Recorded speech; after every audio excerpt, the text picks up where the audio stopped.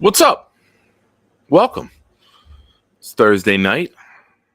It's Thursday night throwdown. I know what you're thinking. Here a little earlier tonight. Green Bean and Gunny aren't on. So we're going to get into things quickly. Got a pretty cool announcement. I'll be joined by someone momentarily. And then in hour 2, we will open it up to you, distinguished gentlemen, and maybe some ladies. Who knows? But sit back, kick your feet up, relax. Let's talk Jets. And now, welcome to Pride and Chaos. Welcome to the darkest year of our adventures.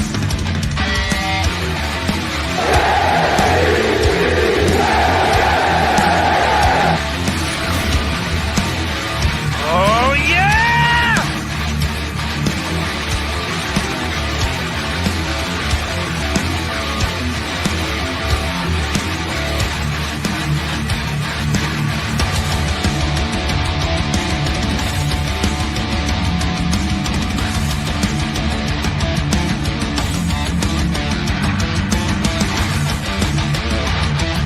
And now, give it up for Jeremy and Nick.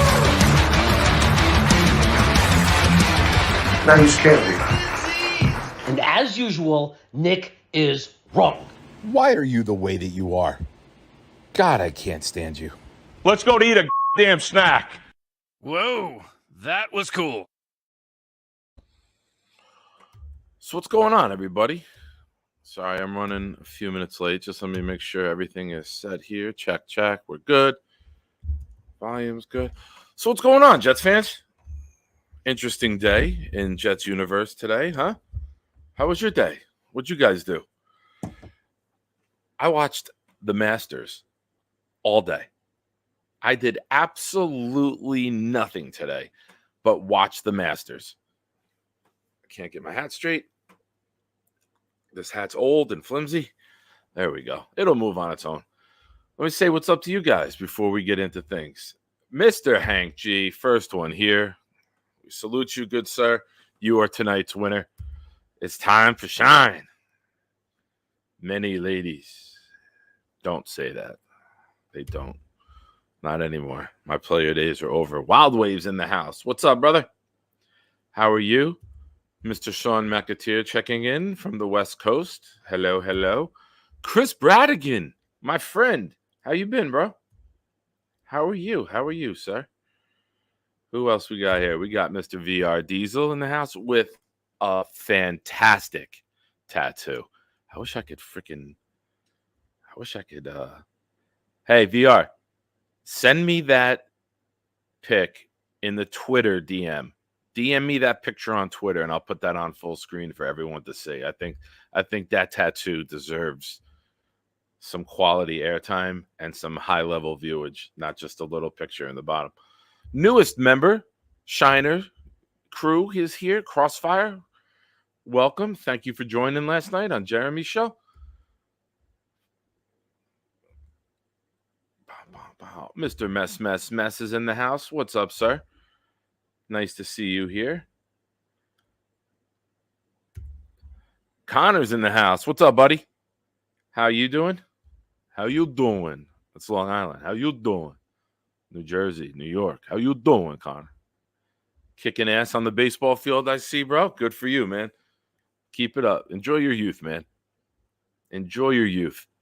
It's some of the best times in your life, and you don't even realize it. When you're a young kid, you think you want to grow up so damn fast, and then when you grow up, you're like, shit, I wish I was young again. So enjoy every moment of your life, man. Don't try to fast forward to the adult part. Adulting sucks. So let me get the banner up here. Let's get this going. Pew, pew. Oh, I gotta fix that because somebody told me it needs to be edited. Oh. Done. All right. Memberships are up and available. Super chats are always welcome. It's a great way to cut the line, as all of you know.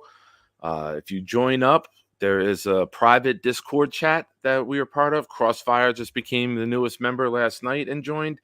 You're privileged to some behind the scenes Jets conversation with yours truly and other members of the group. Sunday night, hour 2, only members of the Shiner members can call in to the show and be a part of it. So those are some of the perks that you get for your monthly membership. And if you're watching on Twitter right now, I would appreciate if you please go over to YouTube and also subscribe there. So thank you. Thanks, everyone. So I got a guest coming on with me in a little bit. I'm not sure if it was 9 o'clock his time or 9 o'clock my time or 9 o'clock his time. So I'm waiting for him to join, but we'll have an exciting announcement. I think that some of you may be interested in. Yeah, spicy day today, Boomtown. I got you. Yes, let's get right into it. Crossfire, my man Harlan, I see you here. What's up, brother? Boomtown is here. Dane is here. This right now is the biggest story for the Jets fans today. Oh, it moved. Phew. Ashton Davis is back. For those of you that were watching Jeremy and myself last night, and I'm not the only one. I'm not going to say it was only me, but a lot of people calling for Ashton Davis to come back. Didn't think we'd see it today. I thought it would be a post-draft move. But, I said last night, I think it's interesting that he's still available. I think it's interesting that see you guys in the chat. I'm happy. Very good special teamer. Contributes on defense when he's there. Gets more turnovers than Sauce. He finds a way to get the ball. It's not a dig at Sauce. Even Sauce makes a joke about him. And when he gets the ball, Ashton, he gives it to Sauce because Sauce never gets a turnover. So I think that's awesome. I think that chemistry sticks together. And it's not a headline move.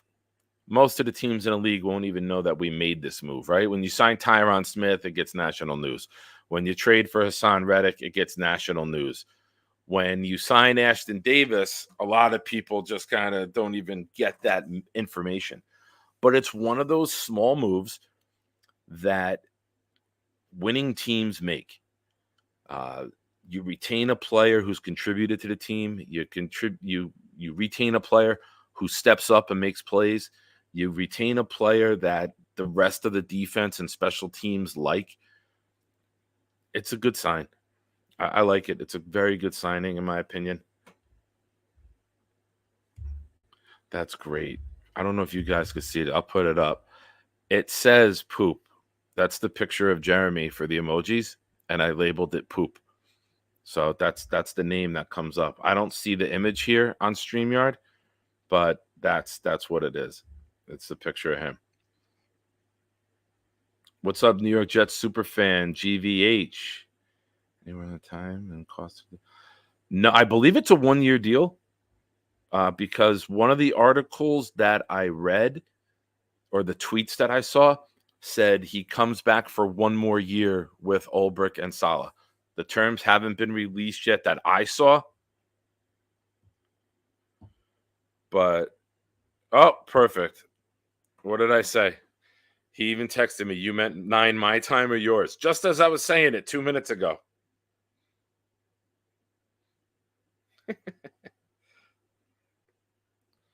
I'm live. Join whenever. So, yeah, it's. I think it's a good signing. Yeah, good point. Man, you guys are lively in the chat tonight. I can't even keep up.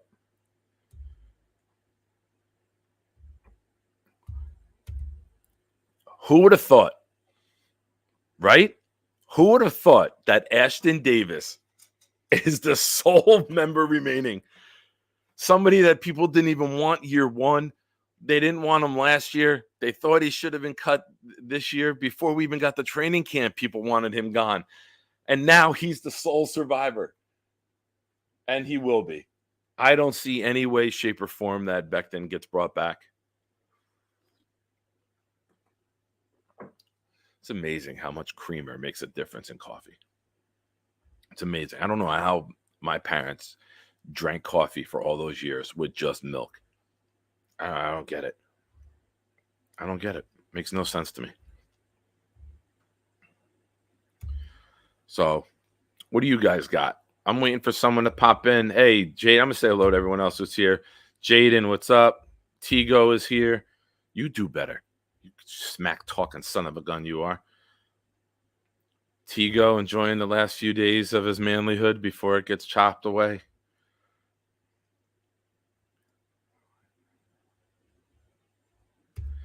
I don't know either, Dane. You emailed them to me. I saved them. And then I uploaded them. I don't know. I can't tell you, brother. Is it because I have the dark setting on my phone? A little production meeting here, mid-show. I have the dark setting on my phone so that trigger your background to go white. But my email, Twitter, all of that, you've seen my screenshots. It's all got the dark background. If we have to, I'll change it. How does it look on YouTube? Let me pull that up. Let's see how we look here. But in a few minutes, I don't want to get into too much because in a few minutes, it sounds like I'm gonna have someone joining me, and we'll have some cool announcement for you guys. Vino, haven't seen you in a while, brother. How you been? Eminon is here. Hello, hello. Scott Foster's here. What's up, guys? Yeah, so here's what we're going to do with the show today. I'll give you a little layout right now. I got a guest coming on for a few minutes. He's got a little bit of time. We'll talk about some things that are upcoming in the next 2 weeks. There's a big event going on in 2 weeks. I forget what it is. I don't know. We haven't talked about it at all here on Jets content or YouTube or Twitter or Life or phone or text or Discord or anywhere. I don't know what's going on, but something's coming up, I was told. And then after that, we'll see if you guys got questions. And then we'll open it up. We will open up the call lines for you fine, distinguished gentlemen. And Scott.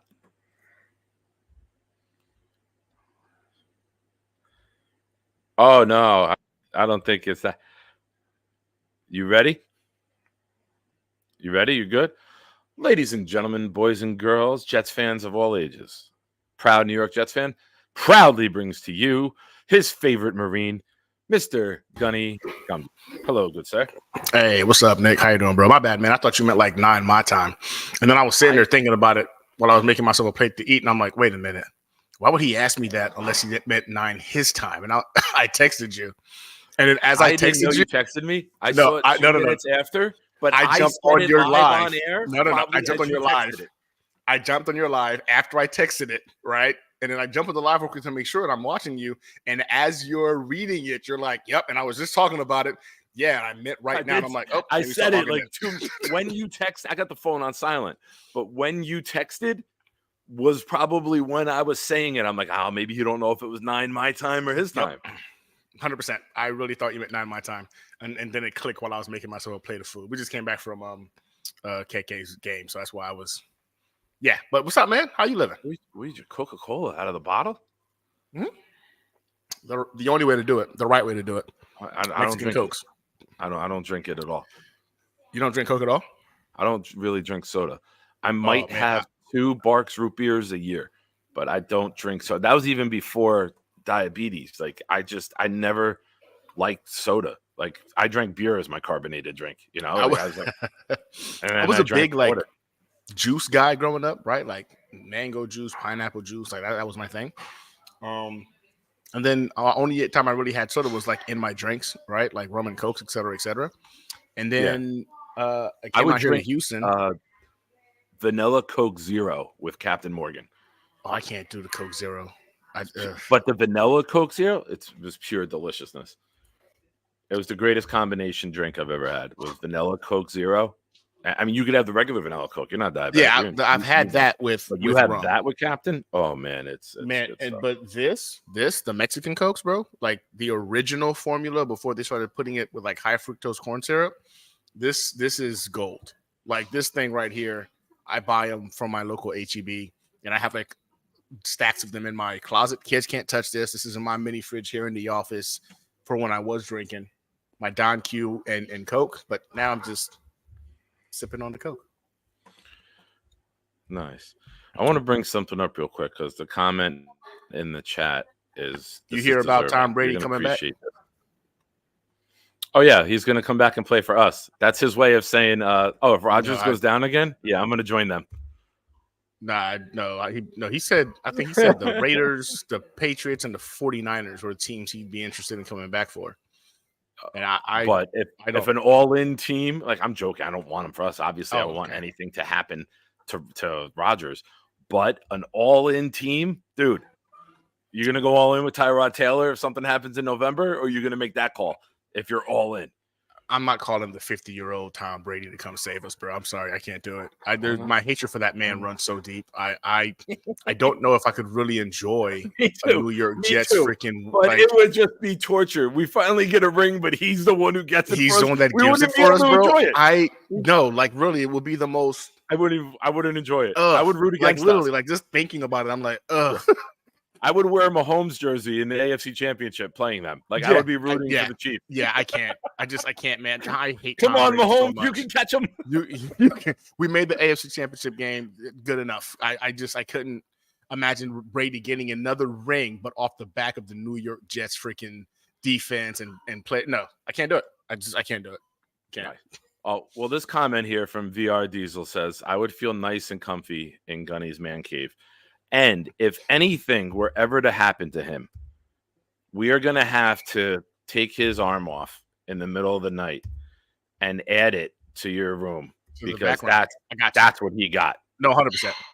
Like we would have to go ahead and pretty much put that in the frame or like one of those like aquariums where you could put like human heads and stuff in, but you put his arm so it stays fresh the entire time and just have it floating back there. That tattoo is legit. That tattoo is legit. That's phenomenal. And you're different. The colors in it, like it looks like it matches the shirt, right? With like the different colors going through like the subway system. Like it just that's fantastic. It's pretty clean. But yeah, we need to have him go golfing and maybe meet up with the one-eyed alligator that took Chubbs' arm and maybe takes his. I don't want the alligator to chew it up or anything like that. That'd be no. Just dismember it for us. Oh, okay. Just off of the shoulder blade, or no, elbow down. Or we get like that. Remember Zoolander, where the hand model had the thing around his hand to like preserve it so it never aged. We got to get one of those for like his forearm. Rest in peace, Chubb. Yes, but we would immortalize you, and it's some sign of respect. Fluid. It is. If you see me and Gunny walk up with a hacksaw, just know it's out of respect. It's nothing but love and admiration. There's no disrespect. Outstanding artwork. Yeah, I mean, we just hope you don't squirm too much because we don't want to get too much red in the Jets lettering. It looks good as is. So, little update. I'll forward this, but that's awesome. I told them to send that to me. I got to get that on air. So awesome. Thank you for sending that.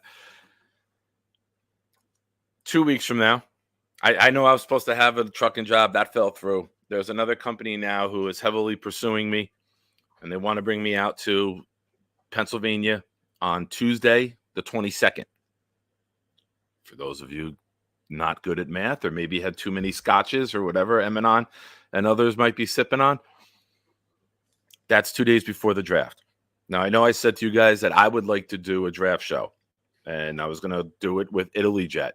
And then I started thinking this morning, and I'm like, you know what? What if I got a roommate at the hotel? What if he's like a curmudgeon and it's like wants to go to sleep early? And, I don't want to deal with that. Or if the Wi-Fi is bad, I don't want to commit to doing the show and let you guys down. So I texted somebody. That someone responded. We talked back and forth, and we came up with this. Gunny, I'll allow you. So we're going to be hosting the first annual New York Jets Situation Report live watch party on my channel on April 25th at 7 p.m. Central, 8 p.m. Eastern.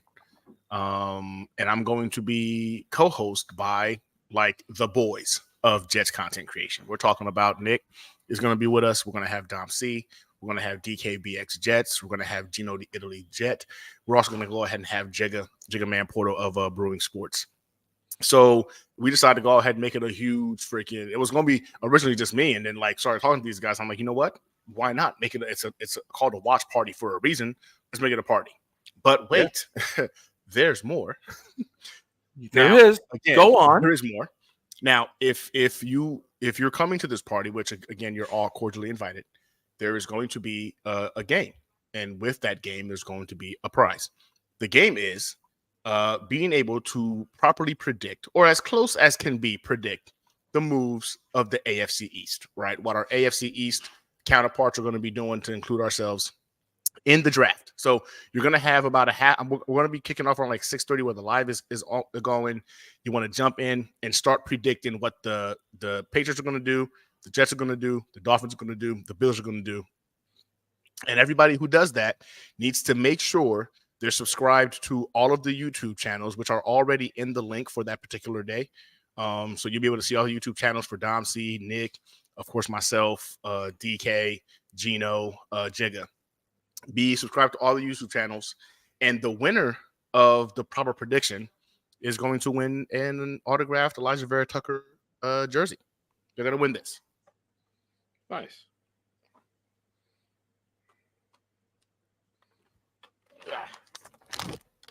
Yeah. Well, you know what? Let me take it out of the bag. It'll probably be. Don't you take my present out. Yeah, there we have it. And now that jersey is called retro. So you get a brand new retro jersey, right? Autographed by one Elijah Vera Tucker. Right. Nice. And I let me see the front. Let me see the front. That's not the. Okay, it is that one. Okay. Yeah.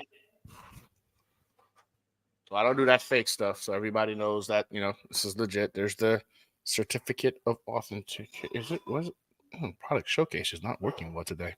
Anyway, there's the certificate of authenticity. Yeah. So we'll be choosing the winner by the end of that particular watch party. Right. So let's say, it's a tie. Let's say 3 out of 4, right? And we have a bunch of individuals that are 3 out of 4. Now, the 3 out of 4, if the individuals that got the New York Jets pick right, this is a New York Jets freaking podcast. We're all Jets content creators.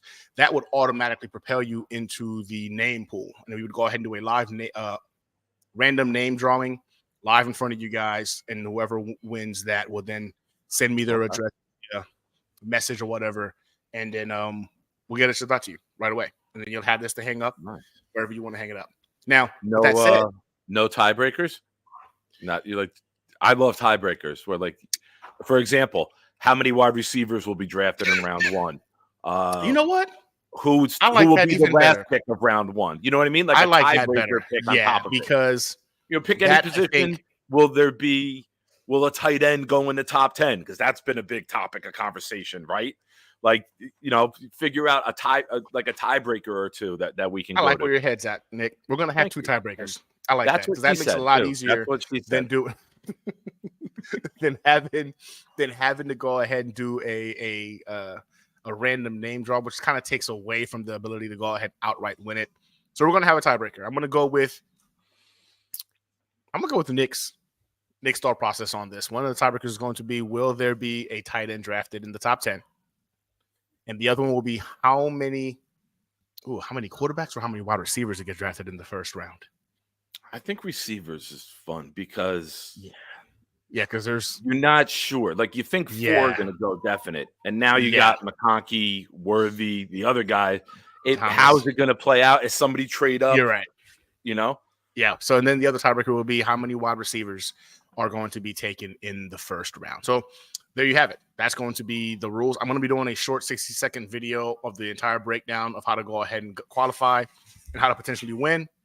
We'll be freaking, again, by the end of that particular live stream. So that Thursday night, we'll not only know how much better the New York Jets just got, but somebody is going to be taking home a prize or going to be getting a prize delivered to them in the form of this Elijah Vera Tucker autographed jersey. So if you're not doing anything, even if you are doing something, you want to be here.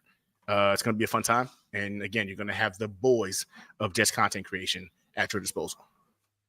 Yeah, I posted. I'm actually. Let me get on YouTube, and I'll pin that.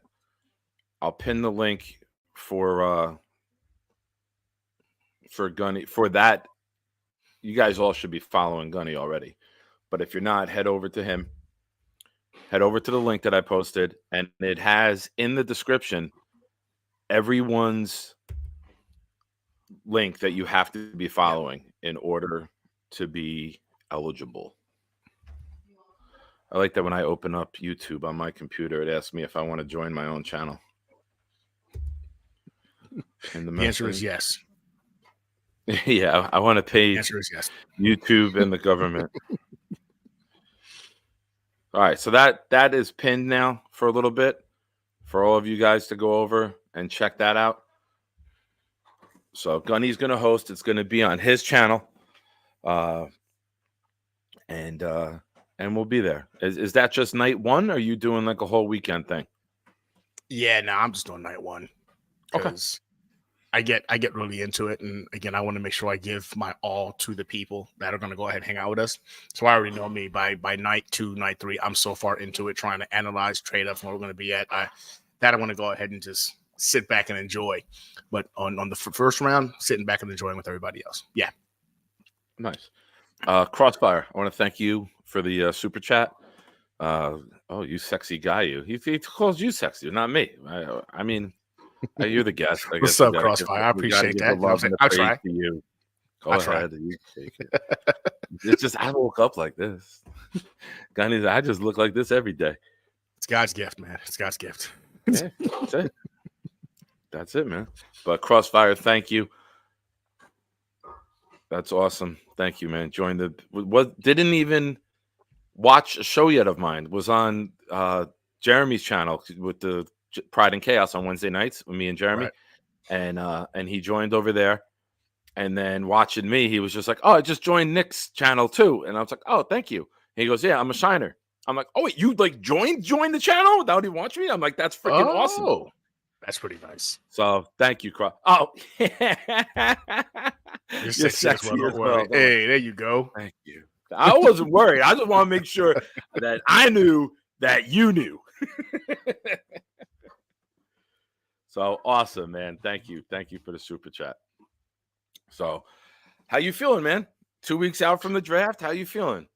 Yeah, man, feeling good. I'm ecstatic about the position that we are in right now as a organization, as a fan base. I think we have every reason to be excited. Loved the re-signing of an Ashton Davis today. I think a lot of us were kind of hoping maybe we go for a guy like a Simmons, but in all actuality, when you really start peeling back the onion, Ashton Davis knows this system, knows the scheme, knows the players, knows the tendencies. I think in terms of a fast start to making sure this defense is operating on all cylinders, it just made sense. It just made sense to kind of bring him back, a team-friendly deal. And this is a guy I think who's kind of earned our respect, I guess you can say, as a fan base this last season. Because before this, we would have all been like, good riddance if he didn't sign with us. So I'm feeling really good, man. Again, not really having an idea of what the Jets are going to do in this draft, I think is what makes it so much more enticing and so much more fun for us as a fan base. I mean, last year we all know what they should have done. They didn't do that, and they surprised us with Will McDonald. Not quite the same thing. This year, they can go any specific way as long as it's offensive. And I think there's going to be a level of excitement no matter what, right? Like even for myself, it's like I said before, highly against freaking Brock Bowers. If the New York Jets drafted Brock Bowers number 10, I would go, oh, really? And then I would immediately start rooting for the kid because I'm a Jets fan first. So ultimately, if you go offense, you really can't go wrong when it comes to this fan base. I think if they go defense, we're going to have a problem, especially when you look at how stacked this defense is. And the Ashton Davis re-signing, I think, kind of puts it into play that they've solidified the defensive side. You might want to go ahead and commit maybe some later round capital to the defense if need be, but it's all offense from here. So I'm pumped. I'm pumped to see what the move is at number 10 on April 25th. Yeah, I'm looking it over the cap right now, and I don't see Davis's name on here yet. I'm trying to scan quickly, but I don't see it. So that hasn't come in yet. He was at the Jet building, so he is in town, which means it's signed, it's filed with the league because the Jets, none of these teams put it out there on social media until it's filed with the league. Done. Yeah. So it's just a matter of time before that information is privy and it's out on, whatever website you like to go to for your player contracts. Oh, I saw something I wanted to get up here. It's a good question for you. Rate your happiness from 1 to 10 when we get the best tight end in college football history. Oh my God. That would be great to watch. Like that would be fun to be there with you for that. So, listen, I'm going to be honest with you guys. I don't think my initial reaction is going to be one of joy. I don't think my initial reaction is going to be one of understanding. Eventually, it's going to be one of acceptance because I understand that they're taking a bet on a guy that could potentially be an impact player to Aaron Rodgers. I don't think he's going to be the hit that the majority of people think he's going to be. But if he wins or catches a touchdown pass and takes it the distance that wins us the AFC East, I promise you I will not remember the hate that I had for this kid in terms of us drafting him at 10 at that point. Can you point behind you where you would hang his jersey up just for? I would not. There won't be a Bowers jersey. He wins the division for us, like Dedrick Ward did in 1998. There'll be a number 8 jersey up here somewhere. Aaron Rodgers up here. But nah, listen. Fair enough. And it's not that I hate. We've talked about this before. It's not that I hate Brock Bowers. I want to make sure I clarify this. I do not like Brock Bowers at number 10. I think at number 10, it's again, this is a premium position. This is a premium pick. You're able to go ahead and get so much more bang for your buck if you hit on the wide receiver, if you hit on the offensive tackle, in terms of how much those premium skill sets, those premium positions will cost you down the road. That 5th-year option to me is precious when it comes to those particular skill sets. So if we wind up going that route and it's in the late teens, early 20s, I get it. It just shows that this team is really trying to put every weapon imaginable around Aaron Rodgers to make sure this is a successful season. But if you do that, then you got to go ahead and definitively bring in Bakatari. There's no ifs, ands, or buts, and put him back there behind freaking Tyron Smith. And that 3rd-round pick needs to go towards a wide receiver. I think we still need another wide receiver in this wide receiver room. I love Mike Williams. I love the acquisition of him.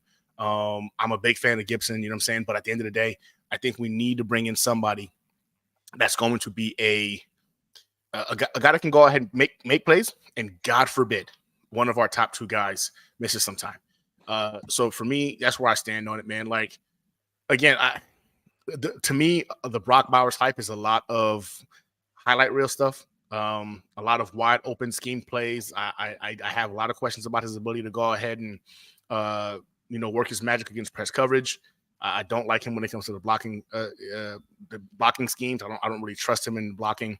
At 6'3", I really don't even think he's 240 pounds. I think in all actuality, he's probably closer to like 230, but he felt like he had to put on some weight for the combine, and he checked in at 240 in the combine. Like, I got so many question marks about the kid, but people love him.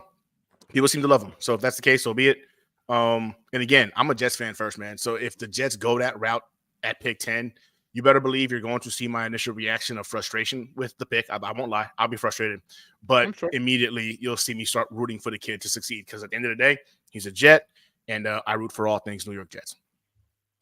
Okay. I've never seen Jets fans as divided as they are with Bowers. With this guy. It's either you love him or you don't. There's no ifs, ands, or buts. I mean, I'm a Georgia fan, as you know, and the majority of people watching know. And I've watched this kid as a freshman dominate in big moments. That SEC title game against Alabama, he went for 10 for 139. He was the best player on the field as a freshman. I like what the kid can do. I like the matchups and the mismatches that he can create. As a fan of Georgia, who's watched player after player go to Philly, I would love a Georgia player who is elite to come to the Jets. Am I going to slam the table or burn the hotel to the ground if it's not Brock Bowers? No. I mean, it would be nice. I think we need another weapon. I'm team weapon, as you know. Like that's all I am. I'm team weapon. Get me another guy who can catch the ball, because I always reference this. In Aaron Rodgers' 2020 MVP season, Devontae Adams had 150 targets and 115 catches. Do you know who number 2 on that team was in targets or in receptions, not targets? It was Robert Tonyan, the tight end, with 52 catches on, wait for it, 59 targets, which is an insane catch percentage for 11 touchdowns. That was their number 2 receiver. Number 3, 47 catches, Aaron Jones. If you give me a Bowers, and we have Garrett Wilson, Brock Bowers, and Breece Hall, and then Mike Williams, I'm very happy about our weapons, and I'm very happy about the layers of the onion that we could throw at you. And if you're a defensive coordinator, I want you sitting up going, how the fuck are we going to stop all these guys? You know, if we draft an offensive lineman, okay, we'll need him eventually, right? Like, we know he's going to get time at some point in the season. But I just think an impact player who can help and it can take the pressure off the line and keep the guys out of the box more. I think that helps us, but I don't care if I'm right. I don't care if you're right. I don't care if any Jets fan is right. I'll just keep saying this. We all need Joe Douglas to be right. That's all that matters. 1,000%. All that matters. This is fun. This is time filled. Inputs. Yep. We can have fun with the mock drafts. No disrespect to you. I don't give a fuck if you're right. We won't know. Nick, 14 days from now, we're not going to know who's right or who's wrong. No, you don't know. Honestly, we might not even know after the first season. It might take a couple of years before we know if he was right or not. Will McDonald. But as long later, as and we still they're don't know. fucking winning games, I don't give a shit. Joe D, you know what? After what he did in the offseason, I refuse to doubt the man. I refuse to go ahead and sit there and pretend like I did not call anything he did this offseason. I legitimately thought like we're going to be going into this particular draft needing to fill several holes on the offensive line. To be in this particular situation now where we have an offensive line solidified and are able to go ahead and go any route, whether it be freaking weapon, whether it go tight end, whether you go freaking offensive line, whether you trade back, maybe you want to trade up and go all in for a guy like Neighbors or an MHJ, although I think Neighbors is the pull in that particular situation. That's where we're at right now. Look at the debates we're having as a fan base.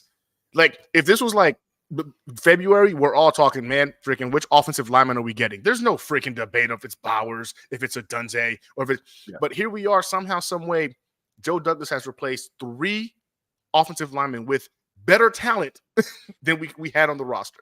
Yeah. He didn't we all thought Tyron Smith was a pipe dream. Like, we all we don't think we're going to be able to afford him. We don't have the money. Joe Douglas 100%. Proved us all wrong. Joe Douglas has a knack of proving Jets fans wrong. And I like that. And I love it. And I love it. And whatever the pick is on the 25th, whether we, like you said before, agree with it or not, I just hope Jody proves us all wrong, proves the doubters wrong, and the pick he makes is the right one. That's all I care about. That's all I care about. And I do want to say to Hawk, he did miss a couple games. He had an ankle surgery.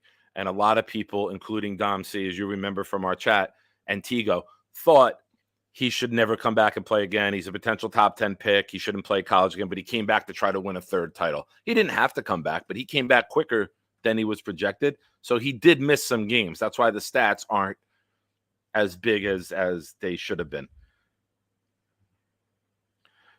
He does go to that's a misconception and that's misinformation. Rodgers will go to his tight ends, but he's never had an elite tight end. He's got his number 1 guy, whether it's Jordy Nelson or whether it was Devontae Adams, and then he will go to a tight end and he will go to his running backs. But that 2020 MVP season, he wasn't feeding it. Like Valdez Scantling and Lazard were receivers 4 and 5 on the team, I believe. So he'll spread it around. He'll take the checkdowns. He'll take the play action dump offs. He'll take the rollout and hit the tight end flying over. But I do want to say one thing before we move. Hawk, I know you've been banned on other channels. I know that there is some drama going on in the land of Hawk. And I just want to say that you always have a voice here on the Proud New York Jet Fan Show. You can come on at any time and state your case about any bannings you've received and talk your shit. You could tell your truth here, my friend.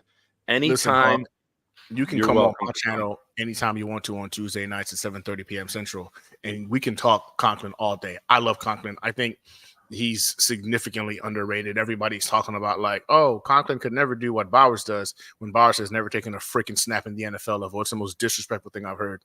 When a guy has put up top 10 numbers with the worst quarterback and no offensive coordinator in freaking all of the NFL. So for me, I'm 100% in on Conklin. I think he's going to feast with a legitimate quarterback at play, and an offensive line that can actually allow plays to develop. I think Conklin is going to be, honestly, potentially the second best receiver on our team this coming season. That is, of course, if we don't draft freaking Brock Bowers. If they draft Brock Bowers, then I fear they're going to go ahead and force him into the rotation more than we would like. And he very well could be. Like, I'm not shitting on Conklin. All right, I got your message. I'm not shitting on Conklin. Conklin's nice.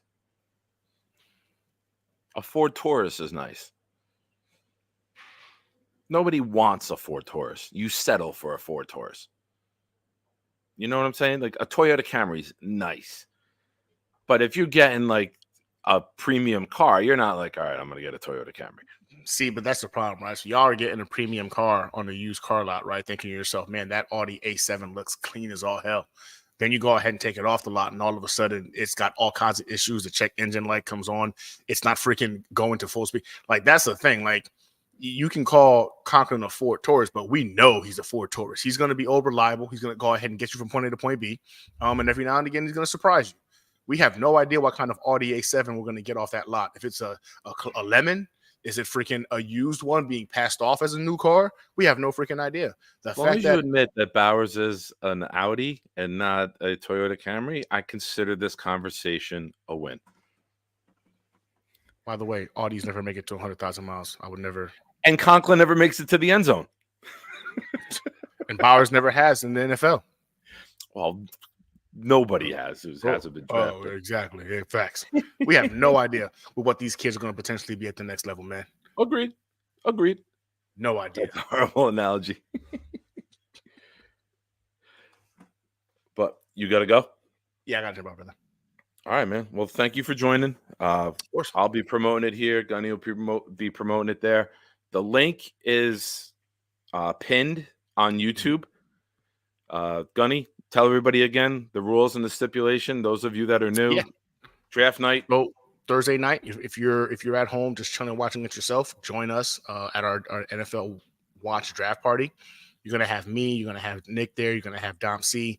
You're gonna have DKBX Jet. You're gonna have Italy Jet. You're also gonna have Jigga Man Porto, and we're gonna go ahead and pretty much talk. We're gonna enjoy the draft together. What's gonna be fun about it is if you're a Jets fan or anybody who's watching it, and you want to go ahead and participate in the game to AKA win a prize, which would be the autographed Elijah Vera Tucker jersey by the end of that particular live stream. So by the end of the first round, here are the rules. You need to accurately predict, or as close as can be predict, the AFC East outcome in terms of what the Patriots are going to do, what the Jets are going to do, what the Dolphins are going to do, and what the Bills are going to do.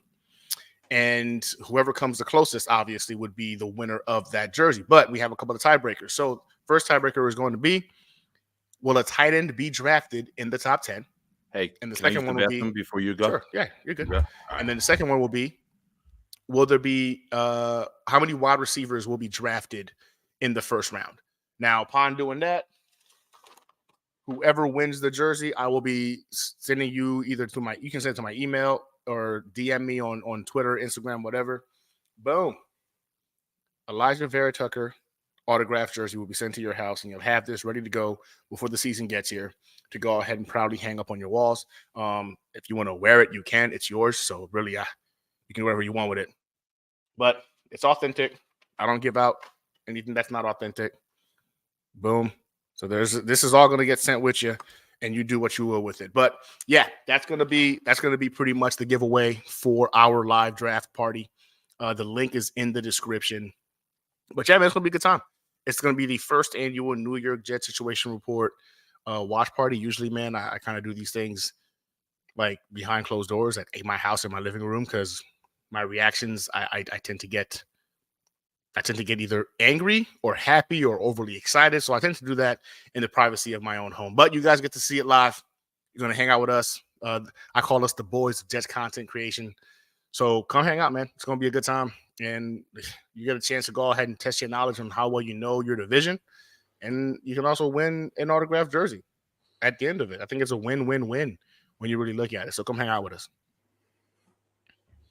Yeah, What size is awesome. it? Looking forward to it. Dan said, "What size?" It is. It is. It an don't extra matter. large. It's autographed. You better never wear it if it's autographed. Hey, listen. I think somebody won one last year. I forget who it was. It was on Twitter. They won one of the jerseys. I think it was the Sauce Gardner one, and they sent me a picture of them wearing the Sauce Gardner jersey. I thought that was insane. I was like, you wore that? Why would you? Why? I've never worn any. I would never wear an autographed jersey. I will say this. That looks pretty big. That's what she said. But you don't want a bigger jersey if you're getting it framed. Then you got to buy a bigger frame. you got to fit the numbers in the back in the frame. So that's facts. That does look pretty like a big jersey. I was gonna say that does look pretty large, but pause. No Diddy. No Diddy. No Diddy. But awesome, man. Looking forward to it. Like I said, I didn't want to get out there and tell everybody I'm doing the show. And then when I saw that you were doing it, I was like, I got to make that call today. Let me do that and talk to you. So yeah, man, I'm looking forward to it. It's always great talking Jets and football in general with you. It should be fun. All right, brother. Well, yeah, that'll be good stuff. Everybody, y'all have a good night. Nick, as always, we talk every day, so I'll talk to you tomorrow. You got it, bro. I'll talk to you later tonight. I'm sure we'll talk again before the night's over. All right. Later, bro. Later, guys. Good night. He's awesome.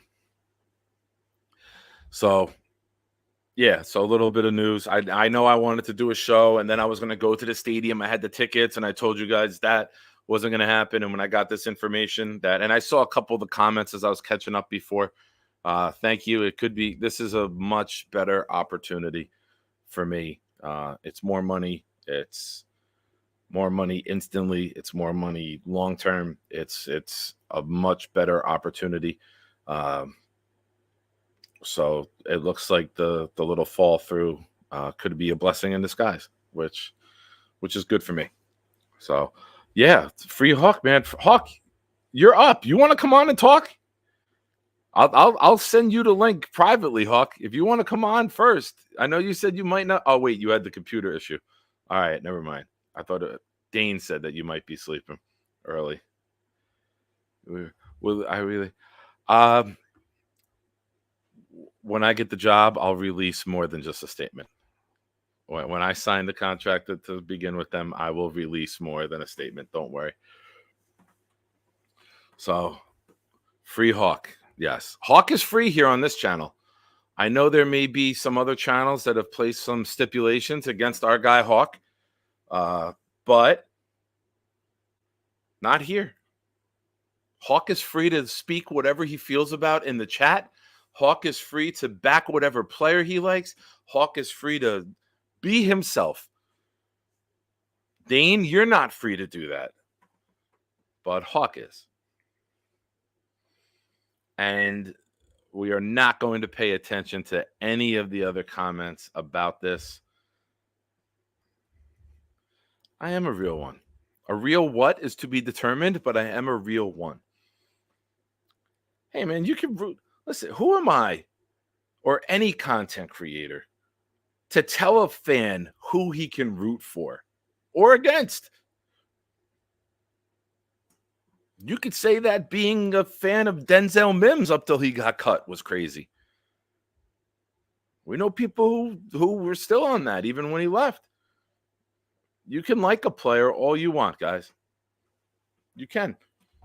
No fan should ever tell another fan how to fan. That's my opinion. As long as you're not crossing a line and attacking anybody personally, I got no issue with who you root for and how you root for them. That's all. Yeah. You're still mad that I kicked your ass in poker. And now Boomtown's going to say I'm upset he kicked my ass. Oh, wait. All right. Now you can't talk anymore. That's the last comment you'll ever have up here. Never mind. I take it back. You know what I said last night? Everyone likes to post and comment their wins, right? My big loss was in the same draft. I wanted Becton so badly. And in round 2, when we traded back in round 2, I lost my fucking mind because I wanted Denzel Mims. And I thought we lost him when we traded back. And I think we went from 37 to 59, maybe something like that. Or 41 to 57, something like that. And I was like, there's no way we're getting him. That's it. And then we still got him. I was ecstatic. I was like, we got Becton and Mims. These are the 2 guys that I wanted. That didn't work out too well. So we're not always right. We're fans for a reason. Even the professionals get it wrong, as us as Jets fans know. So I want to tell everybody watching on Twitter that if you head over to the YouTube channel, you will see the link to subscribe to Gunny's channel and all the channels you need to be subscribed to in order to be eligible to win the prize. It would suck to enter the prize, give your information, and then you're not following all the channels because we are going to ask for verification. So it would suck. So make sure you take care of that. That's the easy part. Putting your guesses together is what takes time and thought and effort and energy. Yeah, me too. I was like, he high points the ball. Nope, none of it. I mean, he went to another team and didn't work out there instantly. So it can't just be here. You know, that would suck if he went somewhere. If any player goes somewhere else and then instantly worked out. Yeah, let's do that. Let's do that right now. A little impromptu segment. Post your losses. Post a thing that you really wanted the Jets to do. I'll give you my free agent. My free agent was Trumaine Johnson. I wanted Trumaine so bad. So bad. I was excited when we dropped $72 million. Coincidence? There's 72 of you watching right now. I was sold that Trumaine Johnson was going to be an elite cornerback for us. Never happened. So that's my draft and my free agent takes. But give me yours. We'll get some of these on air. We'll have a fun little laugh with this, talking about some of these players. Le'Veon Bell's another one. I did want Le'Veon Bell. That was another. I wanted Claypool. I traded back, was mad but happy when we recouped Mims. Yeah. Yep. That was a rough one. Ike Davis on the Mets. I wanted Devin Funchess. Went to Carolina, right? Devin Funchess was Carolina. Le'Veon Bell. Yeah. You know, I think that Le'Veon Bell may have been more of a product of that Pittsburgh offensive line. Taking that year off really, really hurt him, man. He did not look quick at all. That's why I have zero interest in Corey Davis. You take a year off healthy, you're not the same. I don't care who you are. If you're an agility guy, you're not the same. I was so pumped for Bruno for O-line. Bruno. Who's Bruno? San Martino? Who's Bruno? Let me get this lighting fixed here, situated. Tell me who Bruno is. Oh, you wouldn't have been wrong. Me too. That was the first year that I did content, was that draft. And Trey Smith and Creed Humphrey, who both ended up on the Chiefs, are 2 guys that I was screaming for. For those that you remember, Jimmy Jardine, Jets by Jimmy, me and him started Proud New York Jets fans together. And we were huge on Humphrey. Huge. That was the one guy that me and Jimmy agreed with. The exact question is, post your losses. Give your own receipt of guys that you wanted either in the draft who didn't work out, or a free agent signing that you wanted and the Jets got, and you were happy when it, we got Trumaine Johnson. I was ecstatic. It didn't work out. I wanted Le'Veon Bell. Didn't work out. Give me some of the guys that you wanted and we got either in the draft or free agency, and it just bombed. Oh, that's a good one. That's a good one. Didn't he catch a touchdown and like tear his knee on the touchdown catch?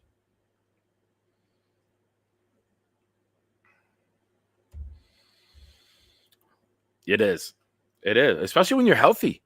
You're healthy and you sit out and you take time off. You go on vacation, you're drinking, you're smoking, partying, whatever. And then you're like, oh, I could just turn this back on. When you're rehabbing, it's a constant climb uphill. To just think that you could sit home, take off, and turn it back on. Oh, we got a good one here. There's Vernon Golston. Yeah. Yeah. Oh, Giacomini? I think that's who you mean, Giacomini. This is good. Everyone always talks about who they want. I like to look back once in a while. Let's laugh about ones that we were wrong about. Just to keep in perspective that we don't have all the answers. And none of our opinions are 100% right.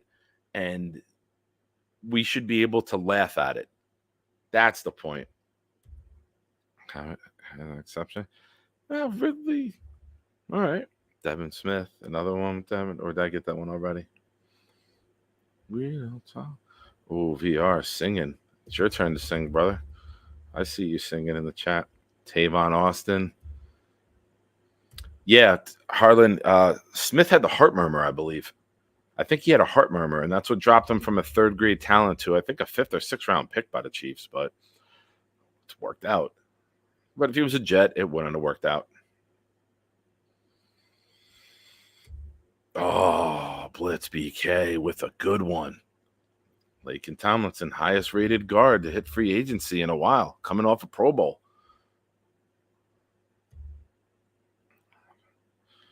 Yeah.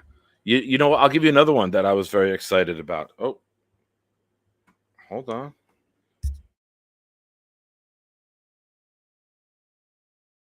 My daughter's calling. She gets pressed. Hi, beautiful. Good night. Yeah. All right. I love you. My daughter. She takes precedence over everybody. Oh, yeah. They can all wait. When my daughter calls me, the world stops. I love you, beautiful. Love you. All right. I'll talk to you tomorrow. And we're making fun of the Chiefs. She hung up. Stephen Hill. Stephen Hill had that 2-touchdown game against Buffalo, I believe. And we thought we had like Randy Moss 2.0. Stephen Hill was one I was very excited about. Oh, there you go. Yeah, he had that 2-touchdown game, right? The big fella drops a 2-touchdown game, I think. Somebody pull those stats. Dane, do that for me, please. I think he had a 2-touchdown, 100-something yard game, and we thought it was only like 4 or 5 catches. And he had a monster game.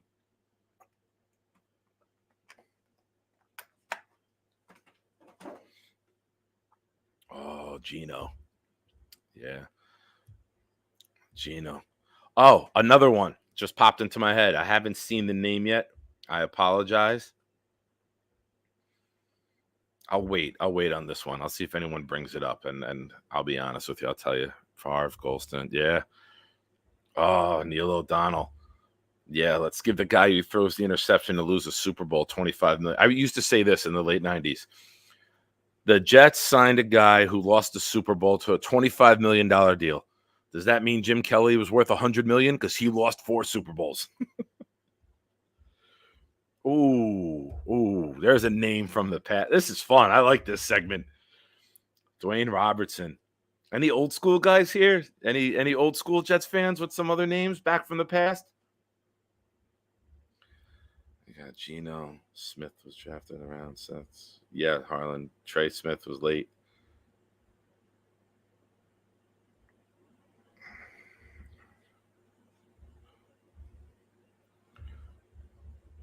I'm gonna say Forte. No, you idiots. My daughter's 13, you fucks. Yeah. Geno took 10 years to develop. We should have stuck with him. Fast forward to 2030. Zach's going to be lighting this damn league up. Oh, Dan Marino. For those of you who might be new to the channel or haven't heard my Dan Marino take, I say that the Jets fans who, and this is nothing personal, super fan, but we passed on Dan Marino. I always say this. The fuck did Dan Marino win? Did you see the Jets in the 80s? Ken O'Brien retired early because we couldn't keep him upright. Ken O'Brien had a winning record head-to-head against Dan Marino. Dan Marino wouldn't be on TV or doing commercials. He'd be in a wheelchair if he had that offensive line. Ken O'Brien outdueled him numerous times. So what did we miss out on with Dan Marino? Never won a Super Bowl. It wasn't like he was Joe Montana and he put up 4 rings and was unbeatable in the playoffs. He was good enough to be 500 or a little bit above most of his years. And then he'd lose in the first round. If we had a better line, Ken O'Brien could have put up similar numbers. He beat him. Oh, Justin McCarron's good one, big fella. Good one. Big fella, if you're new here, man, thank you. And I've seen you a bunch on Green Beans and the Talking Jets, man. Thank you. If you haven't already, please subscribe. To all of you watching on Twitter, please come over to YouTube, search Proud NYJ Fan, and bloop, hit the subscribe button, please. A little breaking news in the NFL, non-Jet related, but I like when other teams fuck up in the world, so we're going to read it. Chiefs wide receiver Rasheed Rice surrenders himself to police after an arrest warrant was issued for his involvement in the multi-car crash. So they're coming down. We're coming up. AFC champions. Oh, and I was excited about this one because he was from Piscataway, New Jersey. About 20 minutes from me. Oh, Bradigan with an old school name. Art Monk. Crossfire, a bunch. And thank you for the other super chat. I don't know if you heard me thank you before you left. Read this the second time around. Yeah, I think we were all upset with that one. Not just the money, the performance. He mailed it in by that point. Jeff Lageman. You wanted Lageman, huh? Or were you just disappointed with the play? Not gonna lie, I paid $100 million. Well, now $100 million for a quarterback's a deal. Oh, VR. Oh, Johnny Lamb Jones.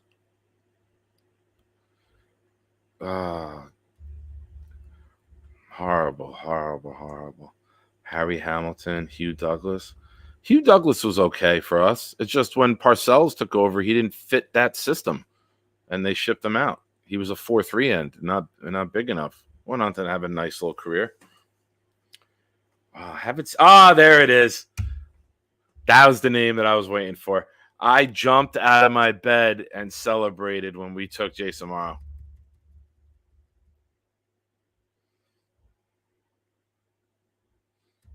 $100% agreed. 100% agreed. I say Troy Aikman's not worthy of the Hall of Fame. Mark Sanchez has more career touchdown passes than he does. Absolutely. I agree with this take. This is why you have a voice on this channel. Got Blair Thomas. Oh, the Doug Jolly. You were happy about the Doug Jolly trade?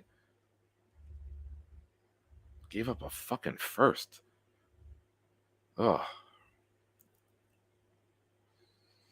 Roger Vick. Yeah. Oh, come on. What are we doing? Thank God I don't drink anymore. Seeing these. Oh, man. No. I loved Ray Mickens. Ray Mickens was the bomb. Up until this cornerback group, overall, Aaron Glenn, Marcus Coleman, and Ray Mickens were my favorite cornerback group. They were awesome. Yeah, man. Bad. Excuse me. You forget. Oh, concussions. All right. You did pluralize it. And you know it had to be bad because back then they didn't give a damn about concussions. So you know it was pretty damn bad if they pulled you for concussions back there. Oh, Crossfire. Thank you. I didn't hear you, but anytime. Oh, no worries, man. Thank you. I appreciate it, man. That's awesome that you're firing out the super chats like that. Good stuff.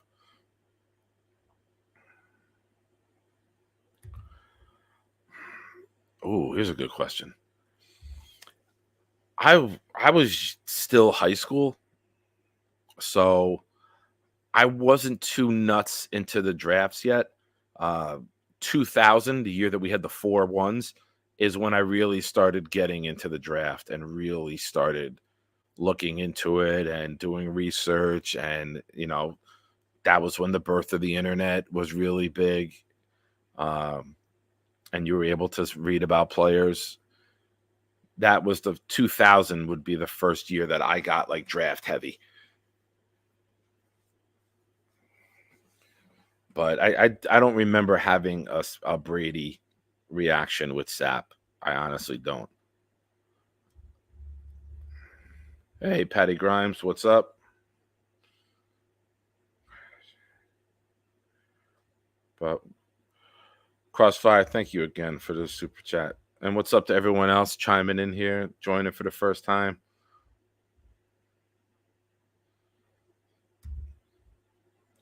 It's the last jersey I ever bought. The last jersey I ever bought was a Jonathan Vilma. I do not wear jerseys. I do not own them. I think it's a scam. I had a green, a white, and a white authentic Jonathan Vilma. And when they traded him, I said I will never spend another dollar on a jersey again. I was gifted a Sam Cowart. I wore that for a bit. I was gifted on the day of the Mark Sanchez hot dog game. The Jets were in Oakland. My sister and her boyfriend came over to celebrate my birthday, and they gave me a Leon Washington jersey, a white one, authentic. I put it on. Snapped his ankle in the game. I took the goddamn thing off. I threw it at her. I said, you keep it. This is why I don't wear jerseys, and I'll never wear another one for a game again. And I haven't. It's the last time I wore. I mean, I was gifted in 2010, 11, my girlfriend at the time got me a Sean Green, got me a Bart Scott, because she says, you talk just like he fucking does. You deserve to wear it. But I never wore it for a game. I would wear it to like do chores at her house and help out, and around the yard. Like, I didn't value jerseys. I just didn't. But I had to wear it a couple times. She got it for me. And then a buddy of mine who's a Raider fan, coincidentally, moved to Tampa, Florida a couple years ago. And he left me his white, authentic Joe Namath jersey. And I've worn that a couple times, but never for a game. I'll never, ever, ever do it. I just don't believe in jerseys. I'll be honest with you guys. Like, I've grown out of it, like, with the point where, and I say this line, and if it offends anyone, I'm sorry. But I just don't believe in putting a grown man's name on my back. That's me. Everyone's got their own thing. People love it. People love getting the new jersey, the new player, and that's fine. That's your thing. I don't have any knock against it. But I hope you give me the same respect and don't knock my stance. Ooh, Calvin Pryor. Yeah, Calvin Pryor. Clinton Dix. I heard Dano was really big on Dix. I heard Dano was very, very big on Dix. But yeah, man, when Vilma was gone, I was gone. Will you wear a Travis Kelce jersey for me? Sure. We win a Super Bowl, I'll do anything. We win a Super Bowl, you send me whatever the hell you want to send me, and I'll wear it. There you go. You guys can remember that. Screenshot that.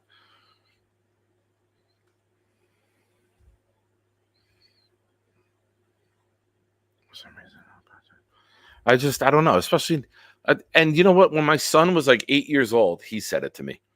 From the time my son was born in 2008, his first jersey was a Lavernius Coles onesie. And then after that, he had a Sanchez, he had a Decker, he had a Marshall, he had an Ivory, he had a Sheldon Richardson, he had a Muhammad Wilkerson, Who else did he have? He had a Revis. He had a Jamal Adams. He had a Robbie Anderson. And then one day he just says, Daddy, he's like 8 years old. And he goes, can we stop getting me Jets jerseys? I feel like every guy I like we get, they go away or they're no good anymore. I'm like, all right. And I'm like, how about this? How about we wait until they get a second contract and then we'll get it? And he's like, okay. And then there was years that went by. And then a couple years ago, I got him a Quinnen Williams for his birthday. And he was like, oh, all right, we're going to keep him. We're going to keep him down. Like, well, we don't know. We thought we were going to keep Jamal, and you saw what happened. But then now he's got 3 of the 4 from the draft class. He's got a JJ. He's actually gotten 2 JJs because you guys know the story. I got him a Jermaine Johnson this year, the 23rd of December. I gave him that jersey because we had the Christmas Eve game against Washington. And I give him the jersey the night before. It's like 12 o'clock at night before we go to bed. I go, listen, it's one of your Christmas presents. Here, I wanted you to have this for the morning, and I know we're going to be rushing in the morning. He opens it up. It's a white Legacy Jermaine Johnson jersey. He's like, oh, that's awesome. Thank you. We get there. I don't drink anymore. So most of you guys, if not everyone, know I gave up drinking a little over a year ago. And it was today. Today 10th? Oh, it's 11th. Oh, yesterday was 13 months. Look at that. When you just keep doing it day by day, you don't even realize. 13 months and 1 day ago, I gave up drinking. So at the tailgate this year, I'm basically sitting there and I was like, dude, let's go in early. He's like, what? He's like, you don't want to hang out? I go, no, I'm here for you. I go, let's go in. Let's see if we can go get like an autograph or something. And we go in and we go down in the end zone. And there's so many people by Garrett Wilson. And we went over to the other side of the end zone. And he like is standing on the chair pointing. And when the music died down, I yelled, Jermaine. And he looked and I was like, sign it. And he's like, he finishes over. He comes over. Jermaine Johnson goes to another kid, takes his Sharpie, comes over, asks for Nick. The crowd parts for Nick. He takes his jersey off. Jermaine signs it. He comes back up to me, and I was like, oh, that's pretty awesome. I go, you didn't even have the fucking jersey for 12 hours, and you ruined it? You got Sharpie all over it? So I had to buy him another jersey because now he's got that in a plaque on his wall with the Jermaine Johnson hat that he got signed last year in training camp, with the Jermaine Johnson headband, Nike headband, that he also got signed. And then now I got him the Garrett Wilson 17. That is a green one. That's a green one. And then he's got the Sauce Legacy. So now he wants a Brees one this year. Oh, big fella. Thank you, bro. I know that sucked when we let James Farrier leave. Yeah. That hurt more when we traded back to take James Farrier and we didn't take Orlando Pace. And if you go back and look at that, what we gave up or what we got from the Rams for that trade, you're going to throw up. We sold that pick for so little. We had the number 1 pick and we sold it for a bag of dog shit, only to take Farrier at, I think, 8. Not Bill Parcells' best move. Horrible. Horrible. Oh. But thank you for the super chat, big fella. I appreciate it, guys. I appreciate it, man. That's good stuff.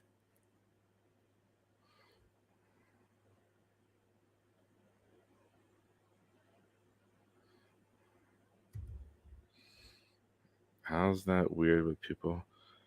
I think it's just as weird to be an adult and walk around with a title. I think those two things go hand in hand. I can like the sport. I can like the entertainment. But I don't pretend to be either of them. I don't walk around with the title. I think that's for kids too, but you see adults doing that. Sorry, I guess Dane's got a big jersey collection. I'm sorry, Dane. It wasn't personal. It's just my opinion. I'm sorry.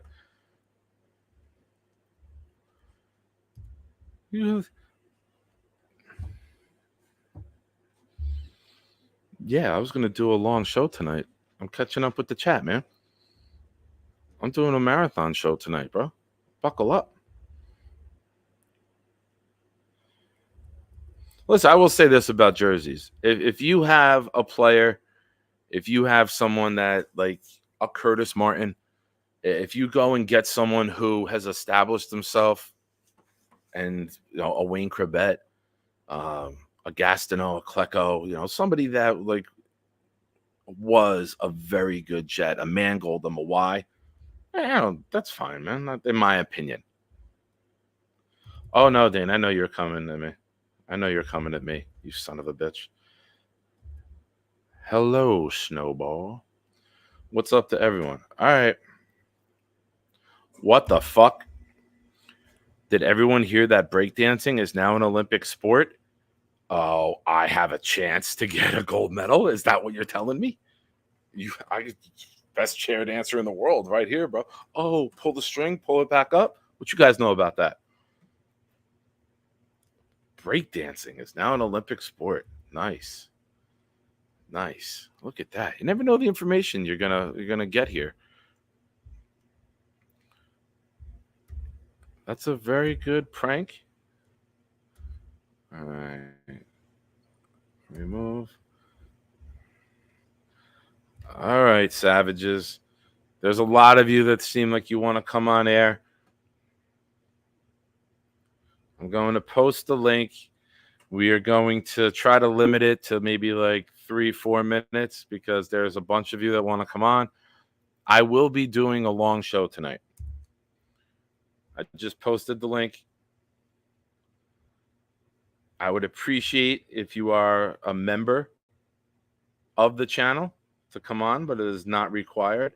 Sunday nights, that is the show where you need to be a member of the channel in order to come on. Let me pin this. Hold on. Replace pin message. There we go.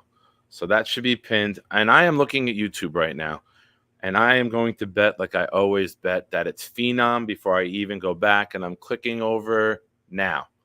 Oh, no. I was wrong this time.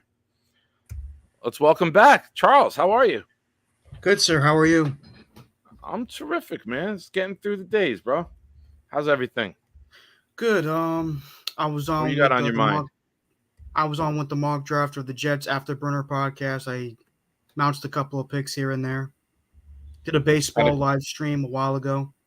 Oh, yeah? Yeah. And you are Yankee fan? Yes, sir. Nice. They're off tonight, right? Yes, sir. The Knicks won, too. They beat Boston? Yes, they did. I'm happy about that. That means I have to avoid social media because when the Knicks win a big game, social media is unbearable. I'm not really an NBA fan. The NBA game, I think, has gotten so bad. I understand what you mean. It's not the same what it used to be. No, I saw something the other day that I laughed at. I'll be completely honest. I've shit on women's basketball for many years, but I honestly think we're at a point where now with Caitlin Clark and Reese and these other girls coming in, Paige from UConn, I think there's a very good chance that a WNBA game could get a higher rating than an NBA game. And I can't watch the NBA. It's too much clear out. There's no passion. There's no defense. It's let's just have 4 guys standing around the perimeter. Some guy penetrate. That's what she said. Kick it around a couple times and then shoot for the open 3. So I watched the Knicks and Heat playoff game last year, and I think the final score was 101-98, and they shot 91 threes combined between them. But they weren't making any, and I was just like, this is it. I'm done with the NBA. I'll watch a college game between East Tennessee State and New Mexico State at 1 a.m. before I put an NBA game on. I haven't watched an NBA game this year yet. Well, that's good. I mean, more power to you, man. I got nothing against you. Thank you. How's your family doing? All right. They both so your made son the honor got his roll. jersey signed by Jermaine Johnson. That's great. I heard he's a good man.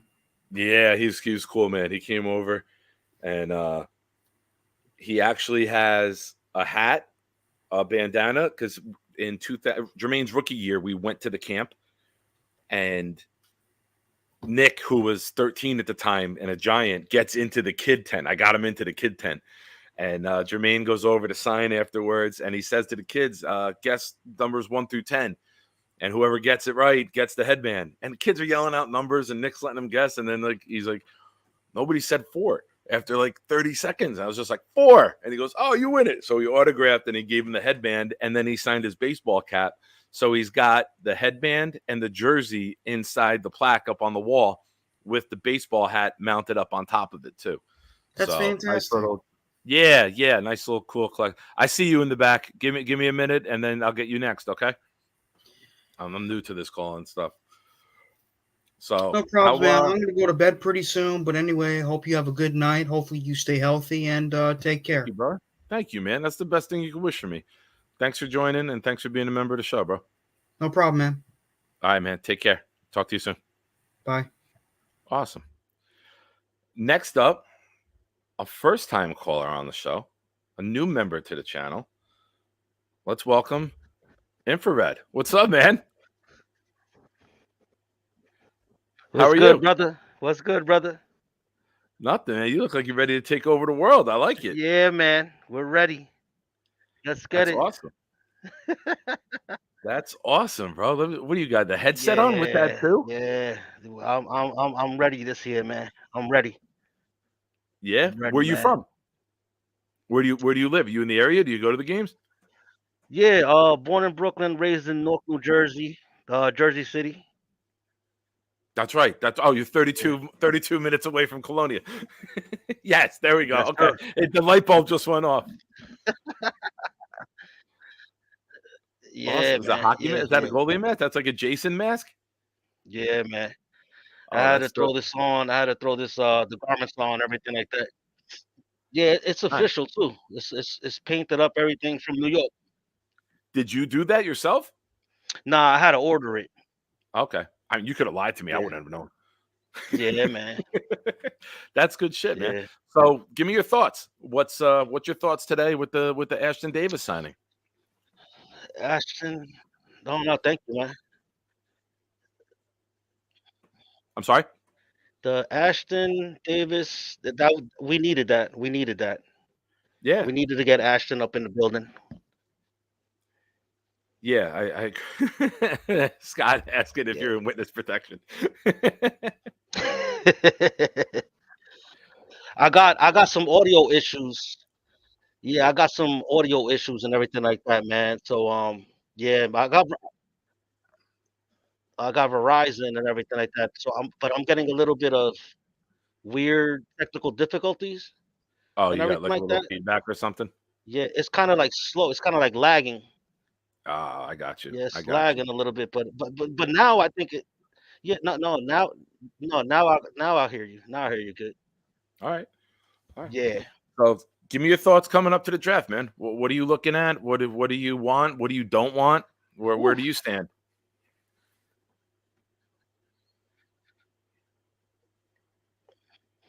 Are you team weapon? Are you team offensive line? Or team trade up? Team trade back? Where are you at?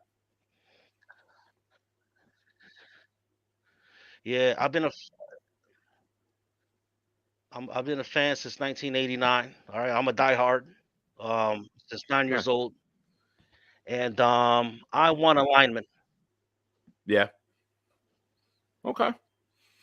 Yeah, I want a lineman, but I wouldn't be mad. I wouldn't be upset. You know what I mean? If JD was to move up and get like a MHJ or Dunze or something like that. Okay. You know what I mean? But for Bowers, I mean, I don't get me wrong. I love Bowers. Yeah. He has that yak ability. He has great yak ability. But okay.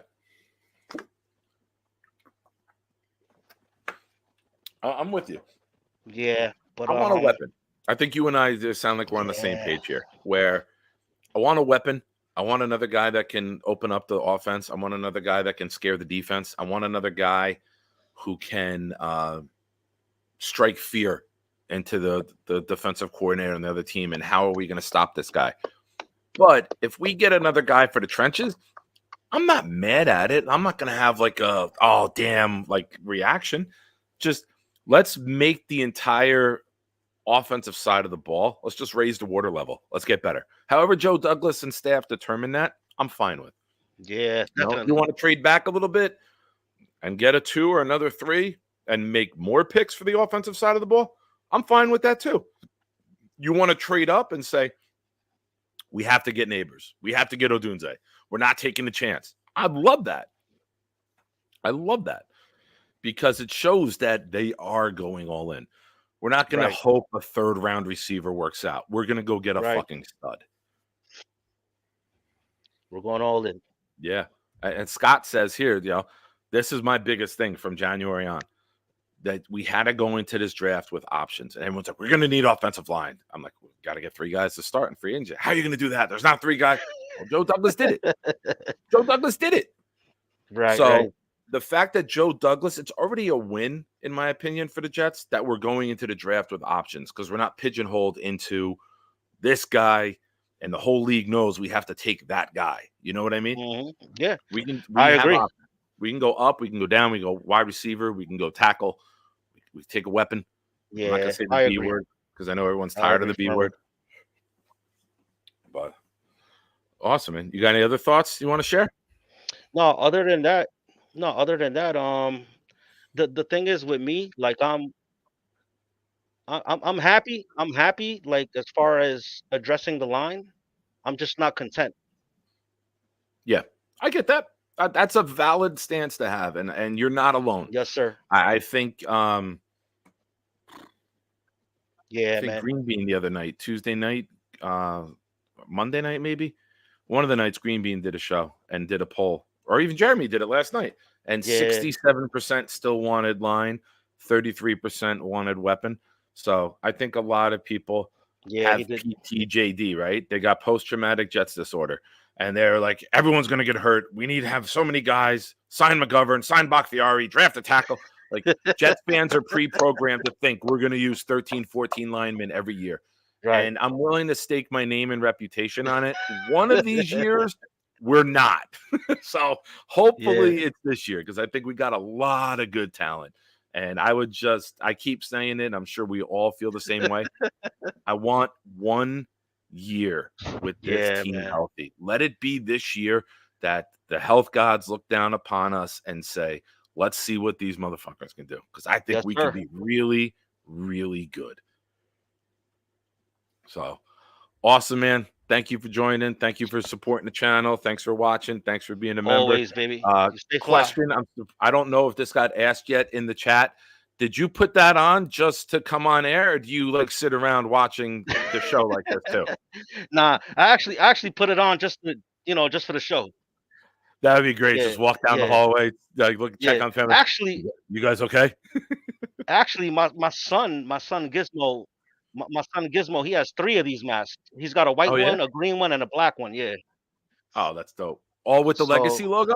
Yeah, man. Yeah. Oh, that's good shit. To be honest with you, I always hated this logo. Since 1989, I always hated. Yeah, man. I always hated this logo since 1989. No, actually, we got this logo in '93. But I always, this is my logo right here. Actually, Woody Johnson should make this and put it in his contract that, hey, listen, this should be the official logo. Not this. You know what I mean? I'm sick of it. Yeah. Oh, this Sunday or next Monday.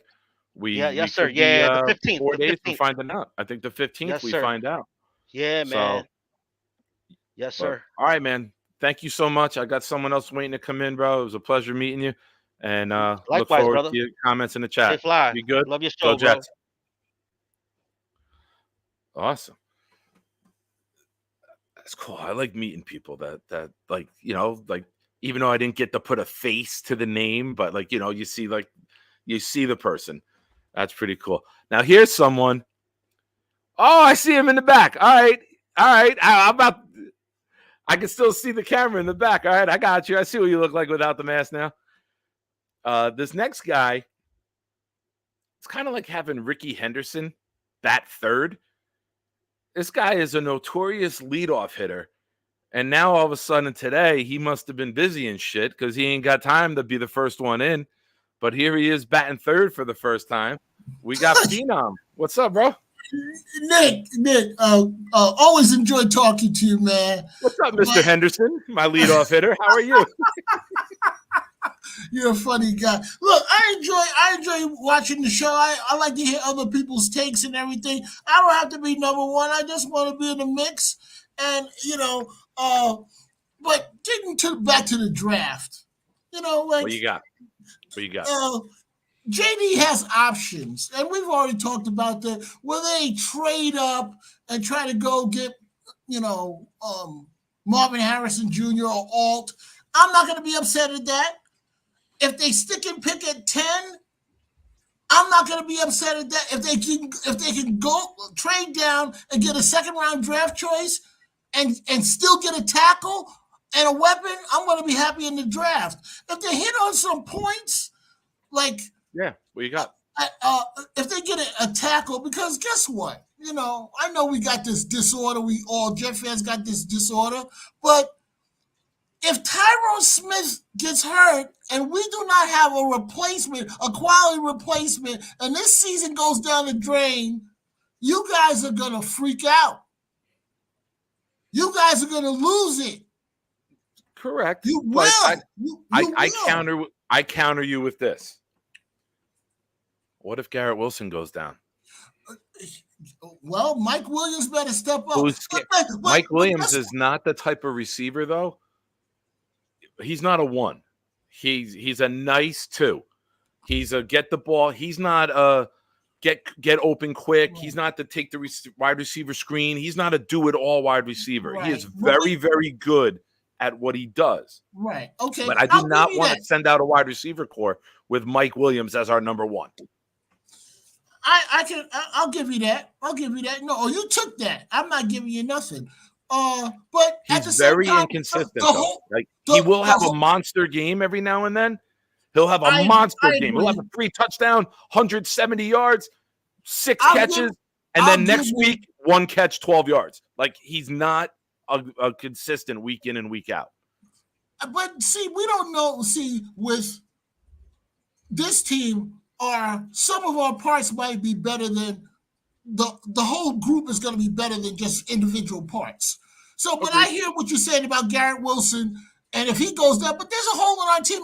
If Brees goes down, we don't know what's going to happen there either. So, can we talk about what positions we just want to draft? What are our positions of need going into this draft? I think everybody would say offensive lineman. I think everybody would say receiver or running back. I think some people would say safety. You know what I mean? So I think if Joe Douglas hits on some of those positional needs, then we'll be happy. In the order that he gets it in, it doesn't make me any difference, like you say, or like Gunny was saying. I don't care. At the end of the day, I'm not going to care who they got. When they make that announcement at the draft, the Jets select, da-da-da-da-da, when he's on board, then I'm going to accept him as a Jet and hoping he's going to do well. That's the bottom line. So there it goes. Right. There you go. Listen, it don't matter. I've said it before. I'll say it again. It don't matter if I'm right. It doesn't matter if you're right. No. All that matters is Joe Douglas is right. That's all we need as fans. It's time fill, it's content, it's discussion points. But at the end of the day, on 2 weeks from now, and then 15 days from now, and 16 days from now, we need Joe Douglas to be right. And I'm okay. I'm not going to question Joe Douglas. I've loved the last couple drafts. I do love the Will McDonald pick. I'm a defensive guy. I'm completely okay with that pick because we were losing Lawson. We were losing Huff. I went back yesterday and I watched my reaction doing the show last year with Italy Jet on my channel. I paused for like 15 seconds. I didn't say anything. And then, I always try to be positive. I'm a proud New York Jet fan. I try to be a positive spin on everything that I put out there, right? And you are. And I said, well, let me start off with this.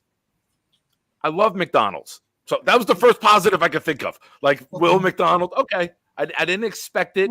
But I could see the future. Sometimes it's not everything has to happen and react right in that moment. Sometimes you got to look a little bit down the road. Lawson was in the last year of his deal, gone. Huff was in the last year of his deal, gone. Sometimes you got to take that premium pick, and that guy develops into a big role in year 2 or 3. But that makes the tackle argument just as good, because we only have Tyron Smith for 1 year. Left tackle. We should be looking as of now, though. Tackle. As of now, if we have a good season, who's to say we don't sign him for more? Oh my So Lord! right now, Where's your shirt? Oh no, it's Jeremy. What's up, Chaos? How are you, man? Cass, what are we doing? Are we sunbathing? Are you up on the roof like Kramer? Are you lathering yourself in Crisco? I told you, you never show the nipples for free. You get super chats for it. Do not give these people a free treat.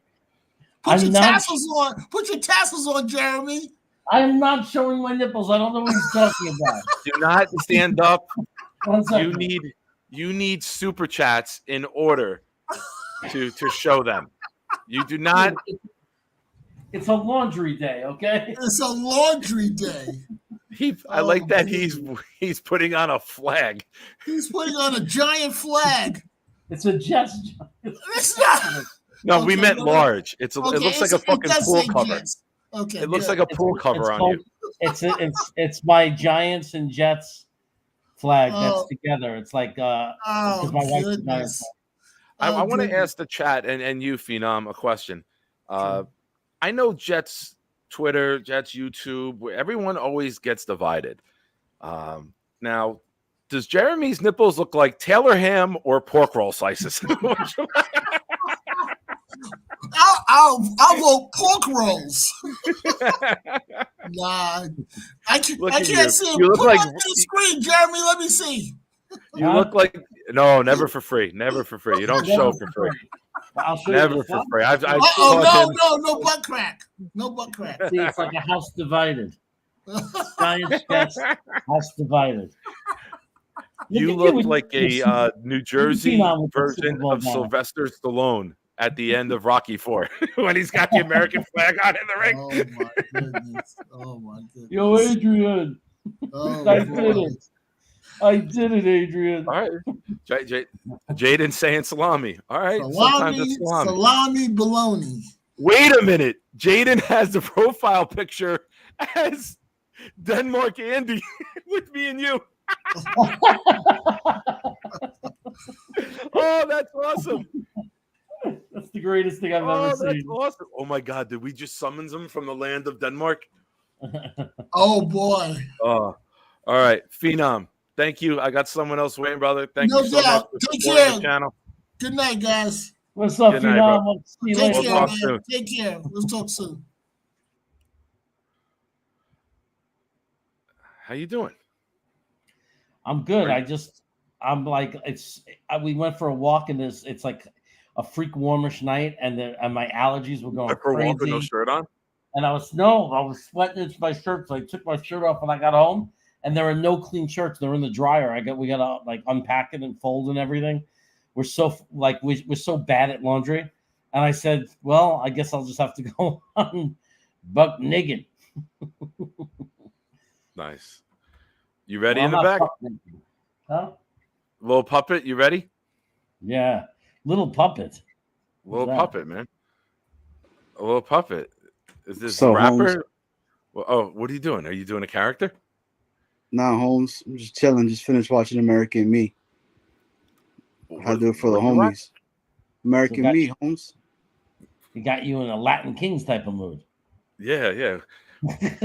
You ever had your shit pushed in? You guys know it. Hey, Chaos. Yeah. Yo, just take the flag off, bro. No. How we do it, dude. Let them know how we do it in the yard. Pull your hat. Dano says pull your hat down more. I just want to walk around the neighborhood in jeans, no shirt, high tops, and just be like, yo, what's up? Now you gotta tell them it was good, homie. You gotta take a picture of that. I mean, look, you guys have all been to the beach, right? Yeah, but I've never seen a whale. I make sure my dickies are creased. Wild Wave is just catching on to what's going on. Yeah. The WTF stands for whale, thy friend. How you guys holding up? I do, Johnny. Today was a very good day for you. And I am one, as you know, who likes to tease, who likes to poke fun, who likes to shit on other fans. No. Let me do it before you even move. Let me do it. Don't take this moment from me as you're giving people seizures from the fan. Don't do it. Let me have my moment first. I won't say it. Johnny, I won't say it. If you have the hat on, take it off. This is for Ashton Davis. Stop it. Sluggo, thanks He takes for the showing flag up, bro. off. I take the Appreciate hat off. your support, man. Thank you. You get Ashton Davis signed today with the Jets. It's a small win, right? It's a move that we all wanted. It's not a headline move. National media, Hassan Reddick, Tyron Smith, Mike Williams. It's a good, stout move that Jets fans know we needed to do. So you start your day off with that.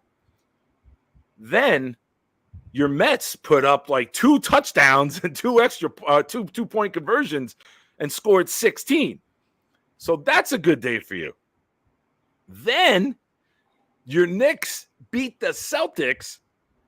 That happens for you. Then you get to see not 1, but 2 of Jeremy's nipples. This is the greatest day in the history of your life. Tell us about it. And because of this day, we will be making more babies tonight. More babies? You could bring a third one in. She can't get pregnant if she's already pregnant. It's not true. You mean there's way? There's way. You guys never heard of the hidden twin? Did you find out there's a hidden twin? Yeah, but doesn't it have to be within like the same? You can't have one now. It's like 7 months in and start another one. Nah, She's man. not producing eggs anymore. It's what happens when you drink ayahuasca. Oh, okay. Mm-hmm. I'm tripping. I'm tripping out, bro. I'm exhausted today, dude. Been with the kiddos. Oh, he's a little bit under the weather, so you know how that goes. Dude, that's one of the worst things, bros. Wait a minute. Only D-Gens like this show. Come on. It's not true. There's a lot of good people here. It just happens that a D-Gen came on the show one night. I couldn't help that. Hey, but all I know is in JD I trust. Whatever he does, man, I'm with it. Hey, Barney, what's up? Hey, Barney needs to call in. Money making Manhattan Barney. He's good, bro. He does some real good takes and whatnot. Dude, you're making me cold, Chaos. You look all comfortable and stuff. That's all negative thinking. The Knicks aren't. The Knicks might not. They might make it to the first round. You're right, Jalen. I want to address. You're right. I was a degenerate. I think I'm a nice guy. I was a degenerate. Now I'm just an asshole. But I'm a nice asshole. Like if you're good to me, I'm good to you. I'll even be better to you. He's like the nice bleached kind, like the ones that you could see and you're like, oh, this is nice. Yeah, I can't believe his profile picture. That's unbelievable. That's great. I just want to keep putting his comments up so I see it. How amazing! I'm just joking. Hey, did Dano come on? No, Dano's like Mariano Rivera. Like he doesn't want to. Here's his thing. He doesn't want to come on and then have to be asked to leave. So he'll be patient and wait it out because not everybody can come on at once, right? And I think that's a good trade. Like he'll wait and be like, all right, okay, no one's coming on. Now it's my turn to pop on, which is good because, like, it's good to have a closer, someone that, will hang out after everyone else gets their time. I'm kind of excited to meet the guest that's in the waiting room. I've seen his screen name a million times, and I don't think I've ever met him live. That's Infrared. He was on already. Do you want to come back in? I still see you. You're still in the StreamYard. Just pull him in so I can say hello to him. Do you want to come on without the mask, or do you want to put the mask back on? Give me a thumbs up if you're good to come on. Do you want to come back in? Give me a thumbs up. Thumbs up if you want to come back in, Infrared. All he's right, thumbs up. here we go. All right, he's still in the backstage, so we'll bring him on. What's up, man? Without the mask. Thumbs up, baby. Thumbs up, baby. What's up, Yeah, Infrared? It's good to see a person. Hey, Chaos. That Giants flag gotta go, bro. That Giants flag gotta go, brother. Come on, man. It's a Giants Jets flag. It says it's basically the house of, like, what is it? The house of two divided domains. So we hang it up. We hang it up. My wife sits in front of the Giants half, and I sit in front of the Jets half. So, Barney Miller, the Knicks won by 9, 118-109. Yeah, that's not a good look, though, man. I gotta go. Hey, Fred. Nice to meet you, bro. Likewise, brother. Nice to meet you, brother. You, man. It's good to finally put a face to the name. Infrared, are you going to the draft party? Likewise. Are you going to the draft party? Nah. Ah, okay. Nah, not at all, man. I'll be at work. Oh, yeah, I'll be at work. I mean, I'm flying out in a few days to the East Coast, so I'm going. What do you do for work? Fucking curl trees? Jesus Christ, look at you. His fucking forearms look like Jeremy's thighs. Hey, I watch his sleeves up. I work at a trauma center. There you go. Oh, you do? Yeah. Real quick, guys. I want to. Oh, I thought you were gonna. Are you okay there, Jer? Yeah, I got my Jets, a different banner that's only Jets to make Infrared happy. Okay. All right. Yeah, make him happy, dude. Those arms are gigantic. Don't piss him off, please. Jeremy, no nipples. No nipples. Okay. No nipples for free. If you're gonna show the nipples, we got to at least get $50 in super chats, and then you can do it. I know. I don't want to piss off somebody that's built like Taz. You know what I mean? Yeah. Yeah. I wish Knobcraft was here. Knobcraft is on vacation right now. Knobcraft would be dropping $25 in the chat, and she's like, "Here's 25 for one. Here's 25 for the other nipple." Hey, Chaos, you're good looking, bro. Keep doing your thing, dog.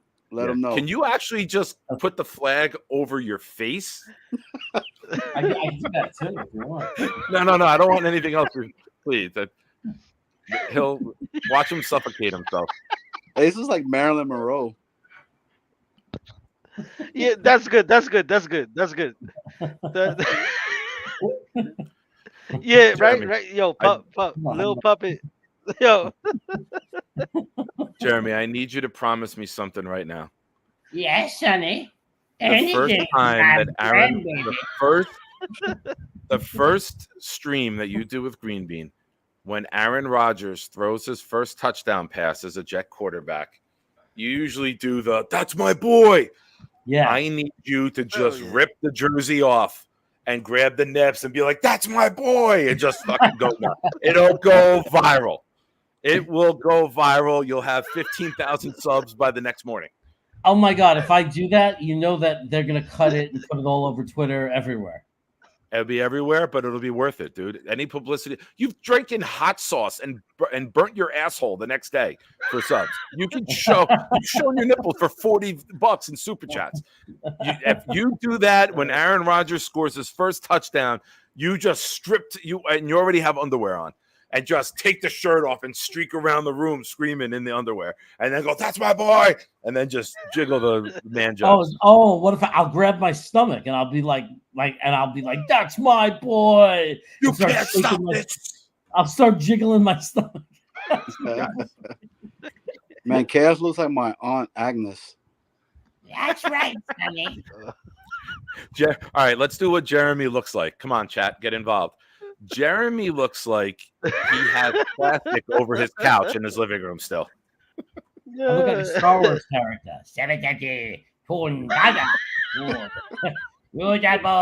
Jedi.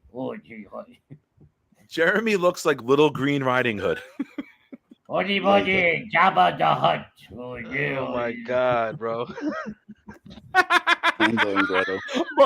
Barney comes in with he looks like Osama bin Rogers.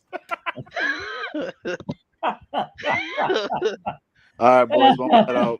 Gotta go with the little one. All right, Johnny. I appreciate Johnny, you guys. I'm gonna be on for a while. I'm gonna be on for a while. If you want to pop back on, pop back in. Bet I will. Yeah, Hey, Infrared. Stay fly, brother. Keep doing those curls, Yeah, bro. stay fly, brother.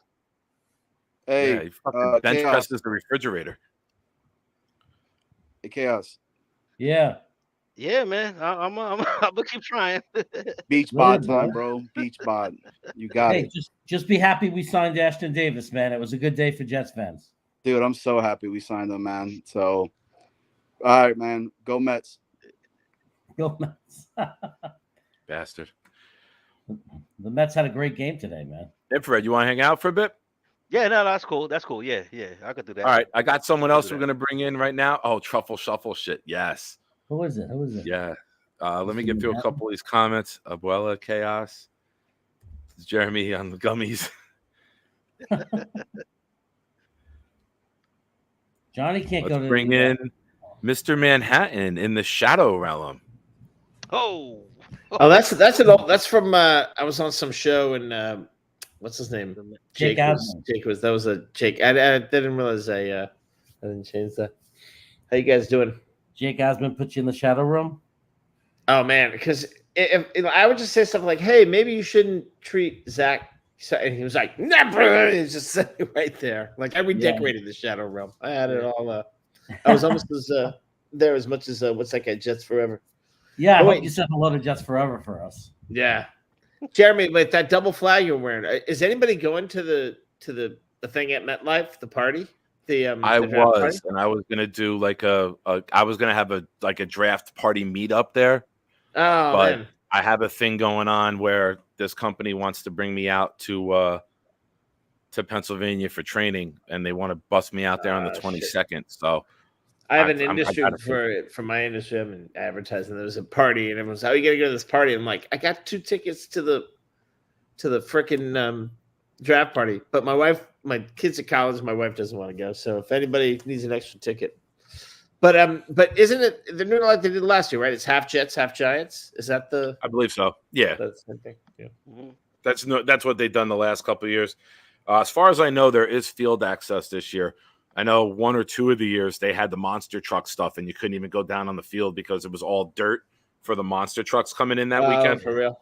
I was there last year, and we got on the field. It was right after they put the new field in. It was before Rodgers got hurt, and I'm thinking, I hope I didn't fuck the field up. Was I at the part where he snapped his fucking? Did I drop a pretzel there? How narcissistic is that as a Jet fan? It's like, yeah, it's my fault. Yeah, I had like a drop of mustard and he slipped on it, and that's why he snapped his. You know how many times I blamed myself because of the Jets losing? That's how many times I've looked up and declared it's because of me. I'm meant to suffer in this world, and that's why they're losing. It might be because of what you're wearing, actually. You might be onto something. They're punishing me. I don't know, man. I'm just, I just think it's easy. Now I just have ideas. For Halloween, it's really easy to just go as a Star Wars character. I mean, you could just do anything. Han Solo and the Wookiee. Hey, let me ask you this: you guys all have more Jet gear than me. I was too cheap to buy an official NFL jersey, so I got one on Timo. So it's the the 70s throwback and whatever it's the new one, the one they wore Monday night. It just doesn't have the NFL logo here, right? But it doesn't have a logo. So then I was looking. I was like, do I get a logo and iron it on myself, or do I just fucking wear it? Fuck. Like I can't decide. Like when they kick me out of the stadium, if I'm not wearing the official, I know Jake Asman was selling sort of cheap shirts, but I don't know. Tell me not to worry about it. No, don't worry. Here's why. My daughter is a Chiefs fan. Her second team is the Jets, but she became a Chiefs fan with Mahomes. And you guys must have freaked out when what's his name caught the touchdown. Hardman caught the touchdown pass. Oh yeah. So you both win. Yeah, she enjoyed it. But her and my son had a bet this year when the Jets and Chiefs played that the loser, and they made the bet in August, that loser buys the other one a jersey. Oh, sweet. Like he went on Temu and bought her a $12 Mahomes jersey. Yeah. I was like, don't be an asshole. I go get her the real one. And he's like, oh, she ain't going to know. She opened it up, and that night she called me. She's like, "Yeah, Nicky got me one of the cheap ones. He didn't even give me the real one." She's like, "That's all right. Like, I'll wear it." The one I got has real stitching. Like I'll pull it Yeah, out. it just doesn't have a logo. That's the only thing that's the logo, missing. that's it. They Yeah, can't do it because it's not an authentic. They couldn't sell it with the NFL logo. I wonder if it's actually the same damn factories, and it's just probably. Apparently they did like I don't know if anyone plays guitar. Like if you can get like a Gibson copy. And it's just from the same factory, but they just take or Epiphone, one of their cheaper brands, and it's the same factory. They just take the logo off. You get it for like half the price. Dane, so what are we do thinking me a about the favor, draft? Dane, give me 1 sec. Dane, a little production note. Check your text. I texted your phone, Dano. I don't know. I just need you to remind me of something. Go ahead. I'm sorry. I don't know. It was about. Have you guys already? I came in late. You guys already had draft talk and Bowers talk and. How do you feel about that? Fashanu, whatever the name of all the tackles all are. of them. Just say any name with an F. Just any tackle with an F. Yeah. Just say any. Just say the F word, and it's a tackle. Like font was it font? I can't keep it straight. Fontanu, Fuaga, Fashanu, and Fontana. It's Fashanu or Fautaunu. It's very Fautanu. easy to say. Are they all like Samoan? Oh my god, bro! One guy's Samoan, Yes. right? And the other guy's Hawaiian? No. Oh my god, bro! Well, Fuanga is Polynesian. Polynesian. Yeah. Samoan, yeah. Why don't we just trade up and just draft all three of them? That's my thing. Let's just like I'll go all offensive line. Like that would be great. Skill players. Yeah. That would be great. I mean, according to Jets Twitter, only offensive linemen are going to get hurt, so we don't need any other position. Yeah. We don't need a backup quarterback anymore. We don't need a third tight end. We don't need any other receivers. We need 15 offensive linemen who are all starting caliber offensive linemen. That's Jets Twitter's way of fixing it. You know what my science computer programming brother calls that? He said there's a term for that.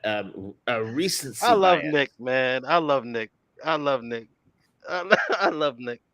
Thank you. But I miss that. What is just how everybody was like, no, only offensive linemen get hurt. We need 12 offensive linemen. No other positions are needed. Just offensive linemen. But that's the shit everyone does. Like everyone's like, oh, whatever happened before is going to happen again. I'm sure. How many of us are going to be thinking there, looking at Rodgers' legs the first night? Like, oh, did he grab like it's like if a bad thing happened before, we're gonna assume it's gonna happen again. And I think Jet fans, it's like double, Yes. Every single time he goes down, whether you're watching on TV, we're all gonna have heart attacks. Listening on the radio, yep, in person, there will be a that comes over the stadium and wherever you're watching until he stands up and he's good. And even last year, he stood up for a second and then he went back down. So until he's in the huddle. We're gonna freak the fuck out. Like that's why I say just draft all linemen. All right. So I don't know if it's 13 personnel. You got 5 linemen. You got 2 linemen who are as running backs with Breece Hall, maybe 1 tight end, and Garrett, and that's it. And, See, but this you is keep this is 7 the to thing. protect. You keep 7 to protect, but they're all linemen. Hold up, Mr. Manhattan. Mr. Manhattan. Hold up, Mr. Manhattan. I'm here. I got one thing to say, and I love Nick. I love Nick with all my heart. He's good people, right? He always says that Garrett Wilson could get injured, this, that, and the third, right? And I put my feet in his shoes, right? But we need to solidify the line. Yep. Because not only it's not just for Aaron Rodgers, it's for Breece Hall. God damn it! Yeah, it's for Breece Hall. The Breece Hall could run 65 yards like it's nothing. The fact, Jesus Christ, like build a fucking wall for Breece Hall. The Hall wall. You know what I mean? Come on, man. It's not only for A-Rod, it's for fucking Breece Hall. God damn it. But some people will argue, well, look, he got almost 1,000 yards last year with fucking UFL guys, basically. Max, he would have gotten 2,000 if we had a good line. Dude, Breece Hall can run 65 yards on one drive. And he did. Both But years. Can both he years do that are- without Garrett Wilson there? If Garrett Yeah. Wilson goes down, who scares you? Now that safety you were keeping back because you're afraid of Garrett Wilson is now back up into the box. Check out him for Ed, man. Just like me, man. We got the ink, baby. We got the ink. Let's go, baby. Let's go. Let's fucking get it, man. Crossfire. This is our again year. with This is our another fucking super year, chat, man. Yeah. Thank you so much, bro. Kicker in the Tell him. first. Oh, you want to go back to the Mike Nugent days when we didn't have our first round pick because we gave it up for Doug Jolly, and then in the second round we drafted Mike Nugent was our first draft pick that I year. really like that. Dude, Oh the my draft God. picks we've made. Thank in you for our- the super chat, but I could do I without know, the I know. agita you just gave me thinking about that. Dude, I was in a draft, a fantasy football draft. This was back in the day before it was on computers and people had to manage it all. And some dude were on the phone. Some dude on the phone during the draft. I know. He doesn't know what the I hell know. he's doing. He's like first round, like seventh pick. He goes, I'd like to take Chip Lowmiller. And it's just 10 seconds of silence. And then everyone starts laughing. Wasn't that the And then- Niners kicker? What? Was that the Niners kicker years I ago with like forget Jeff who he Garcia? kicked for. I forget who we kicked for, but everybody's laughing and cracking up and saying, "What the fuck? Are you stupid? Why would you take a kicker?" He's like, "Well, he has the most points." Hey, but in all seriousness, our kicking team. I mean, how many games would we have won if we didn't have Morstead and what's his name, and Greg the Leg? No, If- that's if so we great. did not have the Jets last year put the foot back in football with those guys. I mean, can you imagine how many times did we flip the field because Zach and Simeon couldn't move 2 yards? Like, I mean, we would have been blown out without those guys last year. Blown out like almost every game. Oh, back when they existed, he was a Redskin. Yeah, Hey, yeah. Crossfire. I want you to think about this real hard. The next time I come on, either Friday or Saturday night, I'm just doing a live stream. I'm trying to think of the amount of what it's going to take in total super chats for me to do a complete strip routine on camera. Now, I'm not going to strip down past my shorts. But You want to make money or lose money? I'm not sure. Nick. I don't. you have to, You have to pay us. You're gonna have to pay you have us. to pay me. No, you have to pay me not to strip. Yeah. You have to pay me to strip. All right, here's what we do. Yeah. You start off the show in your underwear, and every $25 you put on another piece of clothing. Yeah. Like you could put on a Dress sock poker. and a sock, and then a pair of shorts, and then a tank top, and then a shirt, and then a hat. So you can make $150. Socks, I'll tune in shorts, at the tank end. top, I'll tune shirt, in and at the hat. end. You make $150. What's Chaos's stripper name? Crispy Oh, Chaos. there we go. That's a fun game. Chaos's stripper name. Isn't it like your middle name and your birth sign or some shit? The color of your underwear and the street you were born on. Chaos is crazy, bro. Yeah. What color do I have on? If I imagine I come my on- stripper I should name come with on- my I color should of my come on to underwear. I should come on to reality check like this and say, "Hey, Matt," and just rip off the flag and be like, "Nipples." Don't show them for free. How many fucking times do I have to train you? You're like a dog that Yeah. wants to piss on the carpet in the living room. Nick, Nick, yo,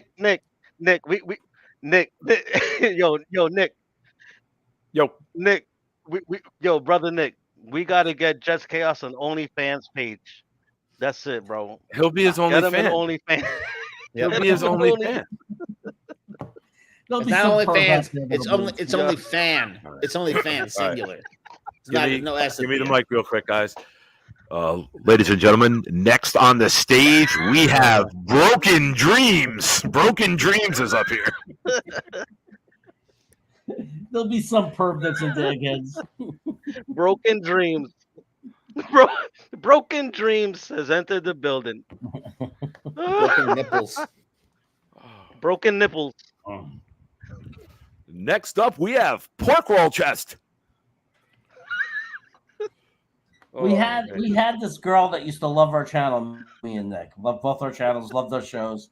She was Irish and she went away. Do you remember her? Nick, you know who I'm talking about?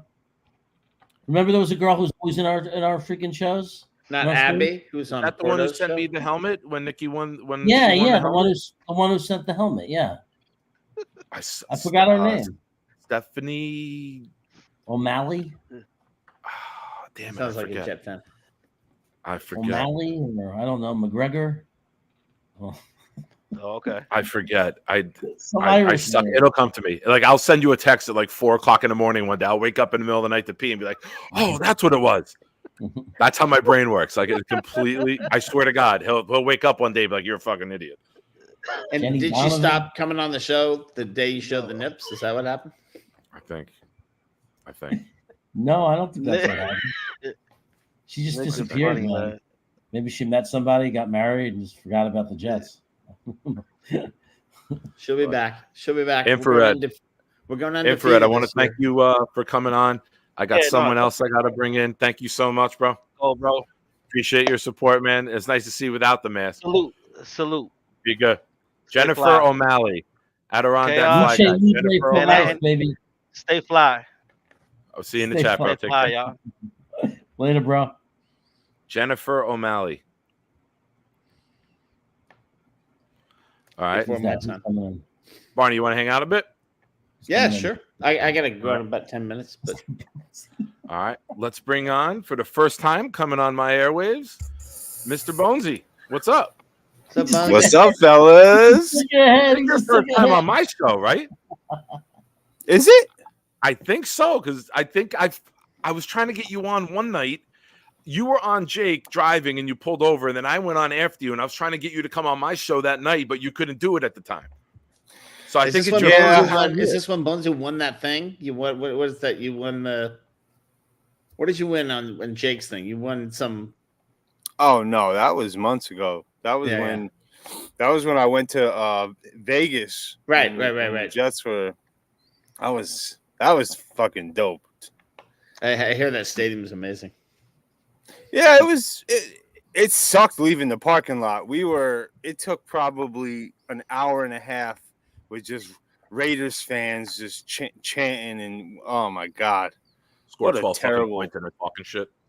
We celebrated touchdowns twice when we thought Zach scored on the sideline. Zach scored and stepped out. He fucking stepped out. Yeah. CJ with the holding right after. Yeah. Fucking unbelievable. Did CJ Uzama get picked up? He's not. No one signed him, right? He got picked up today. By who? Picked up today by the Eagles. The Eagles. Shut up. You know what's going to be fun to watch next year?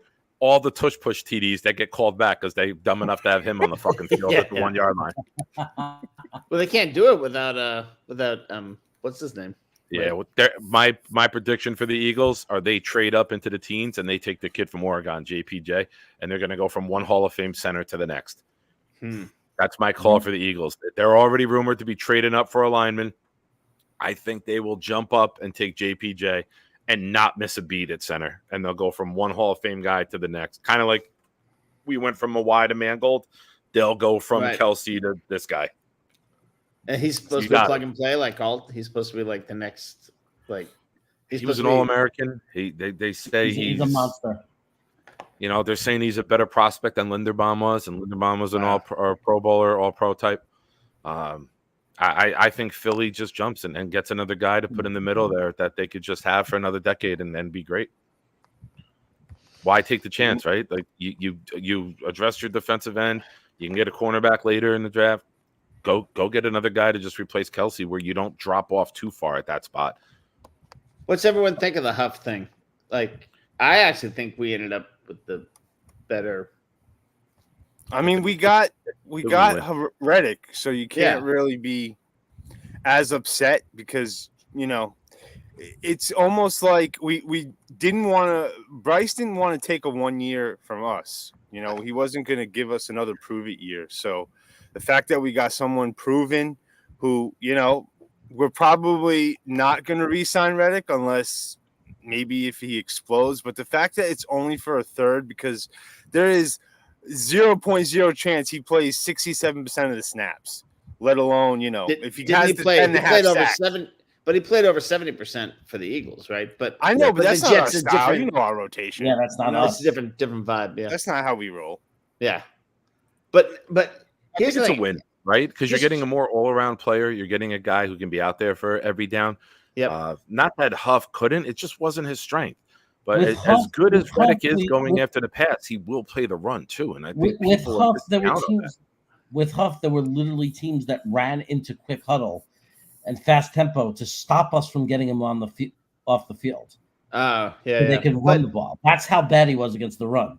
That other teams would literally strategize to run the ball and to hurry up and do it while he's on the field. That's how bad he was against the run. I got a theory about a lot of the guys who were let go, maybe including Huff, is that with all the stuff of the article and the leaks and all that, like I never got I don't know, Huff was just a quiet guy. Then you see Reddick and he's like, man, people don't know what we're ready for. Like, and he starts talking about all the other players. Like, it sounds like a minor thing, but he just seems like a better locker room guy and more of a vet and more well-rounded. I think we got the better end of that stick. Even I know it wasn't a straight up trade, but I'm excited. Like he kind of reminds me of Quan. He's got that. I know Quan was a linebacker, but just having that like if you watch the stuff, the way he attacked, like I don't know, man. I think our line's gonna be better than it's been, even though it's been good. Agreed, because he can play the run. It's not a glaring weakness. He's an all-around defensive end. He's been in the league for a while. He gets double-digit sacks every year. And my favorite part of it is Will McDonald better be his fucking shadow. Will McDonald, just like Carter Warren, better be next to Tyron Smith at every fucking meeting and film session. What are you doing? You hide the net, bro. Hide the net. There we go. You can get taken Carter down. Warren better shadow Tyron Smith. Will McDonald better shadow Hassan Reddick. Because if those two guys can learn from those two guys, it'll be the best one-year deals in Jet history. If those two guys then elevate into those roles, it could be a win-win for us. And if we play the cards how we've raised and developed defensive ends, I mean, you have to give them the benefit of the doubt that they made the correct call with McDonald and keeping him, that he's got more potential. You can only trust him. I mean, the way we've developed defensive ends, and if you guys remember last year, when Al Woods went down, our running game, especially up the middle, got a lot worse. And Al Woods was playing out of his mind, in my opinion, in terms of he was even getting pressures on the quarterback, and he's a fucking nose tackle. So now we got Kinlaw, we got the Fotu guy, we got some beef up front to stop the run. I don't know. I love the way we orchestrated this offense, defense in this offseason. I'm hyped about the offensive line, and my opinion on the draft, man. As much as we could use a weapon, you got to beef up that O-line. Imagine how hyped would we be if we draft one of these offensive linemen in the first round and they don't play. I mean, they don't play because our starting five is just healthy. I mean, that is like a wet dream. That's a fucking wet dream. But nice. I mean, here's the thing: on starters, is there any position where we're weak now? Like maybe safety, but I mean, not about depth, but just starters. Like I like almost every starter at every position. Again, assuming health, like they keep fucking saying, every time they talk about like that, the injury prone. Like to me, the only guy on the Jets who was injury prone was Becton because the weight and the knees and his knees going and all that shit. But like. Vera Tucker, all the other shit was just bad luck, man. I mean, which the Jets are very good at too, Matthew Smith saying quarterback sucks. Which Barney, I want to thank you for popping in. I got a couple people waiting to come in. Thanks, bro. See you, Bonesy. Thanks for watching. Hey, just real quick, if anyone's if anyone wants an extra ticket, I got an extra ticket to the MetLife thing on the 25th. And I have 3 myself. I had 4. And somebody asked me for 1, so I have 3 as well. If someone's looking for 4, I'll give you the 4th. Okay. See you guys. Or I'll give you the person who needs 1, and then I'll give the 4 to someone if someone needs 4. We'll work it out. You on Twitter? Yeah. Barney Barn. What's my Twitter? Hit me up if you haven't already. Proud NYJ fan or Nick Shine, either one. Hit me up and we'll figure it out. I'll have you send her the one, and then I'll ship the 4 to somebody just to make it easier. Sweet. All right, bro. See you, Thanks Nick. for watching, man. See you in the chat. Chaos wherever you are. Yeah, don't summons him. Don't summons him. Let's bring in. I got 2 people waiting to come in. First up, who's been waiting? We got Tigo. What's up, brother? What's up? I was How friends are you? with Bonesy till what the blasphemy that he just spoke. Nice. Drafting a player to sit on the bench when we're one injury away from Alan Lazard as wide receiver 1. How dare you? Tigo, if you have listen, if Aaron Rodgers stays healthy, he's gonna make you forget that Alan Lazard sucked. If Aaron Rodgers stays healthy, he's touchdowns. And if Aaron Rodgers stays healthy last year, even with all of the O-line injuries, we still win 11 or 12 games. With Alan Lazard, right? No, with Garrett Wilson, Alan Lazard, and all of those things. The O-line wasn't the biggest issue last year. Zach Wilson was. Even with 13 different O-line combinations, we had 2.5 seconds of average time of protection. That ranked literally dead middle of the NFL. Aaron Rodgers' career average is 2.25 seconds. Hold on. I want to celebrate this moment. First time I'm over 100 viewers at once watching. So for me, hey, yo, let's freaking go. Smash the like button. Real quick, I want to bring in another new sub to the channel. I like the flag in the background, Mr. Jaden D'Angelo, who has the greatest profile photo on YouTube. I got to find one of his comments and get it up here. Did you guys see it yet? Oh, I'm looking for you've been here for a minute. Oh, here we go. I saw it. Where'd it go? He's got me and Jeremy with Denmark Andy. I do nothing. I do nothing. It's a joke. I was just joking. Oh, man. I was just joking. That is awesome. That was the Awesome. best. But yo, Tigo, if you had to bet your whole bank account, right? Yeah. On Rodgers behind last year's O-line is I'd take that every day of the week. I'm not too worried about the whole Weapon at 10. You know why? Because if you watch those games back, and I've watched all 17 of them because I hate myself and I wanted to suffer, there were guys running wide open within half a second of almost every single play. Wide open. And I'm not talking like NFL open where like the guy's on his hip, so you got to put the ball like right here. No. I'm talking like Garrett Wilson just ended a dude's career. He should just go straight to the CFL with Zach at the end of the done. And our luck is so bad though on the O-line. Who cares? The thing is like if it's going to be bad luck on the O-line anyway, so then the first round pick is going to get hurt anyway. So get guys who can get open quickly. If that's your mentality, we have so much bad luck on the O-line, then the first round pick being an offensive lineman is a waste. I don't know if it's true, but like every offensive lineman that Jody has drafted has gotten hurt at some point. Carter Warren didn't. Technically, not yet. He came in hurt. He got drafted hurt. Yeah. True. Yeah.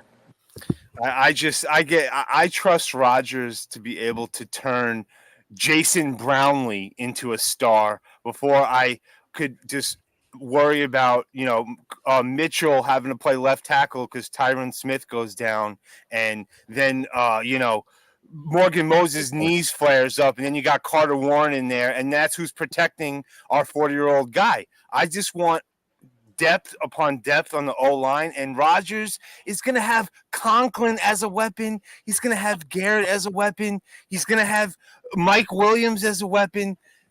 I don't know. Even like when those things, like when did you see when what's his name, Mosley was on Jake's channel?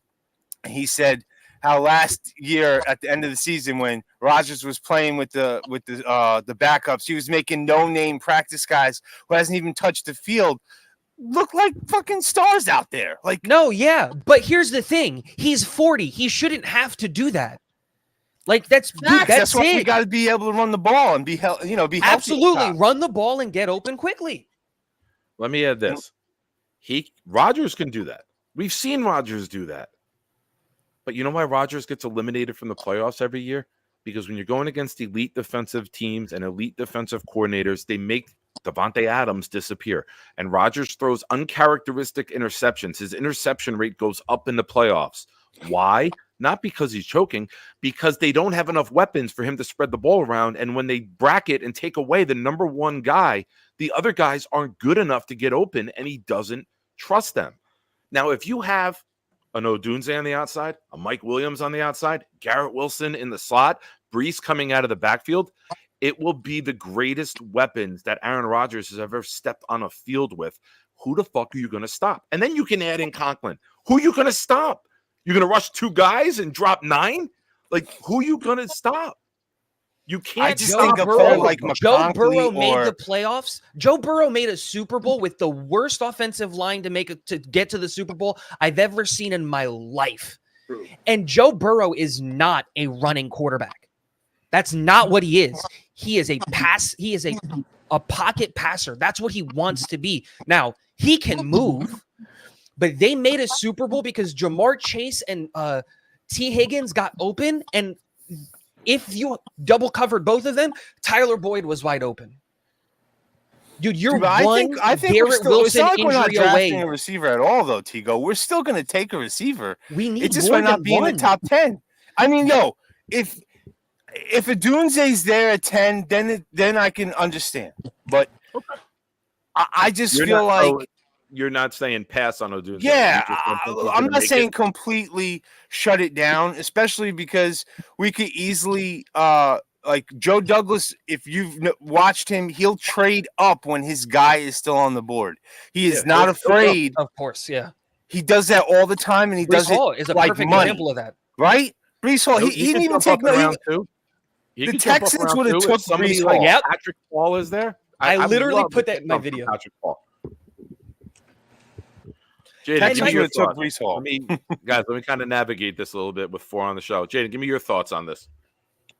I love Brock Bowers. I mean, if we can have him just go everywhere on the field, I don't know how people don't love him. I mean, he lit the bomb and he just threw it into the room.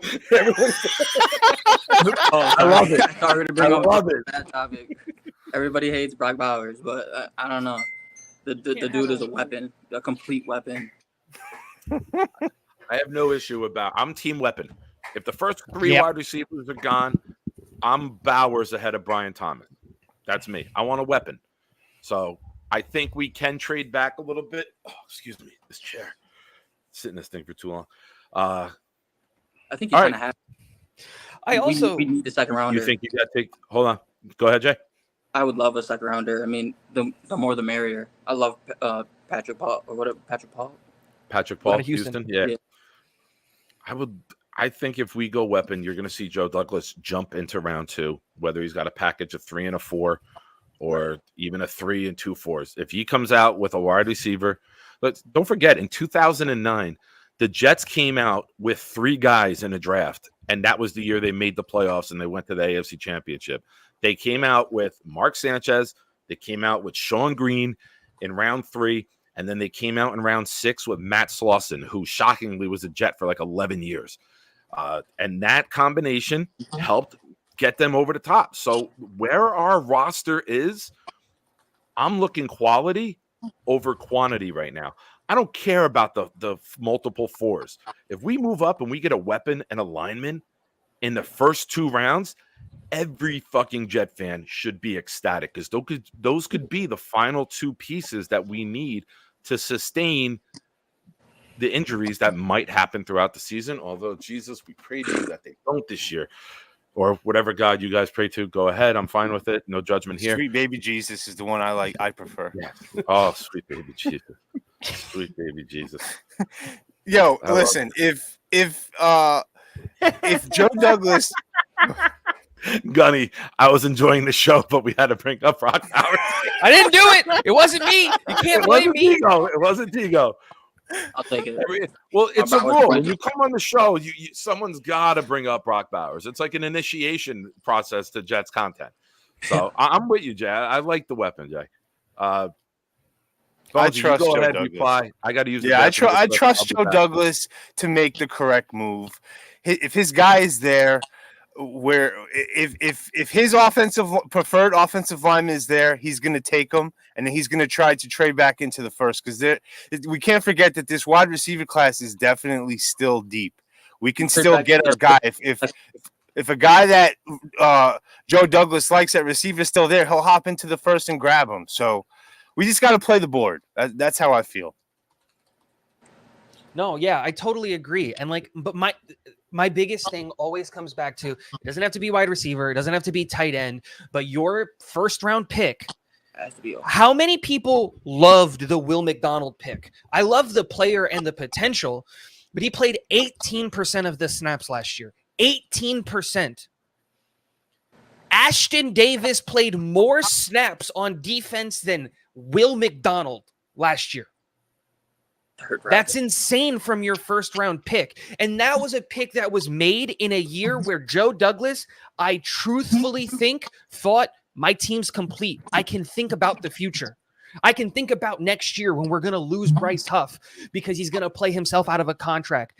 He did all of those things with the future planning and all of that stuff, and it didn't work out. But now, in an all-in year, you're going to take the risk of drafting a player who could, just as likely as they are to play because of a Tyron Smith injury, that same likelihood is that they're not going to play a single snap. The same likelihood of Morgan Moses or Tyron Smith going down is the same likelihood of them playing healthy.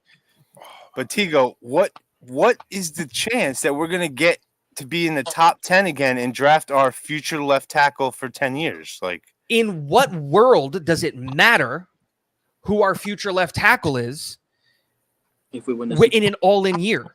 Who cares about next year? I don't care about next year. What if he's waiting on Tyler Boyd? Joe But should. Bonesy, there's no guarantee that any of the picks work out. We had Becton at 11, and he'll be off the team for good. Facts. So just because we're agreed. picking at 10 doesn't mean, number one, the guy is going. And it was Joe Douglas's pick with Becton, and he took the third of the 4 tackles, and he took the worst of the 4. So there's no guarantee that this tackle is going to be, like you're saying, the left tackle of the future. We don't know. It could be a right tackle. It could be a swing a guy who moves into guard. I like a couple late receivers mentality, too, though. Bonesy. The pick at 10 should be quarterback if you're thinking about the future. We don't have a quarterback. I don't want to talk about that.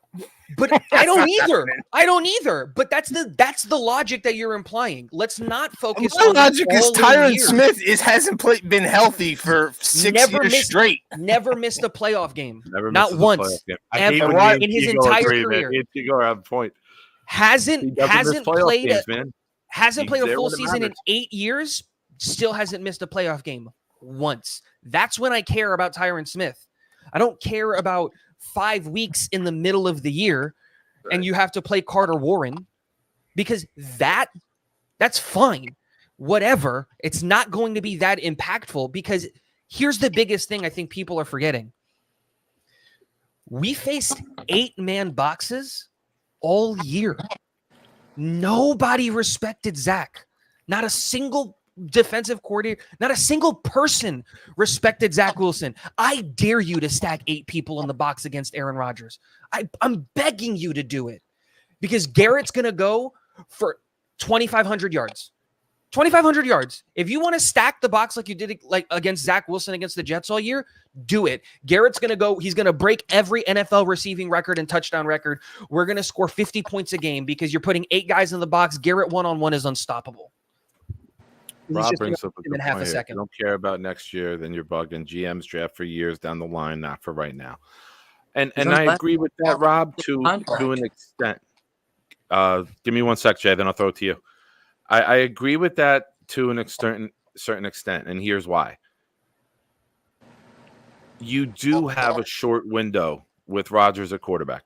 Now, a lot of one-year deals were given out, and I think that's Joe looking at the future, because if it doesn't work out, you're not hurting the team long-term. I think that's part of it.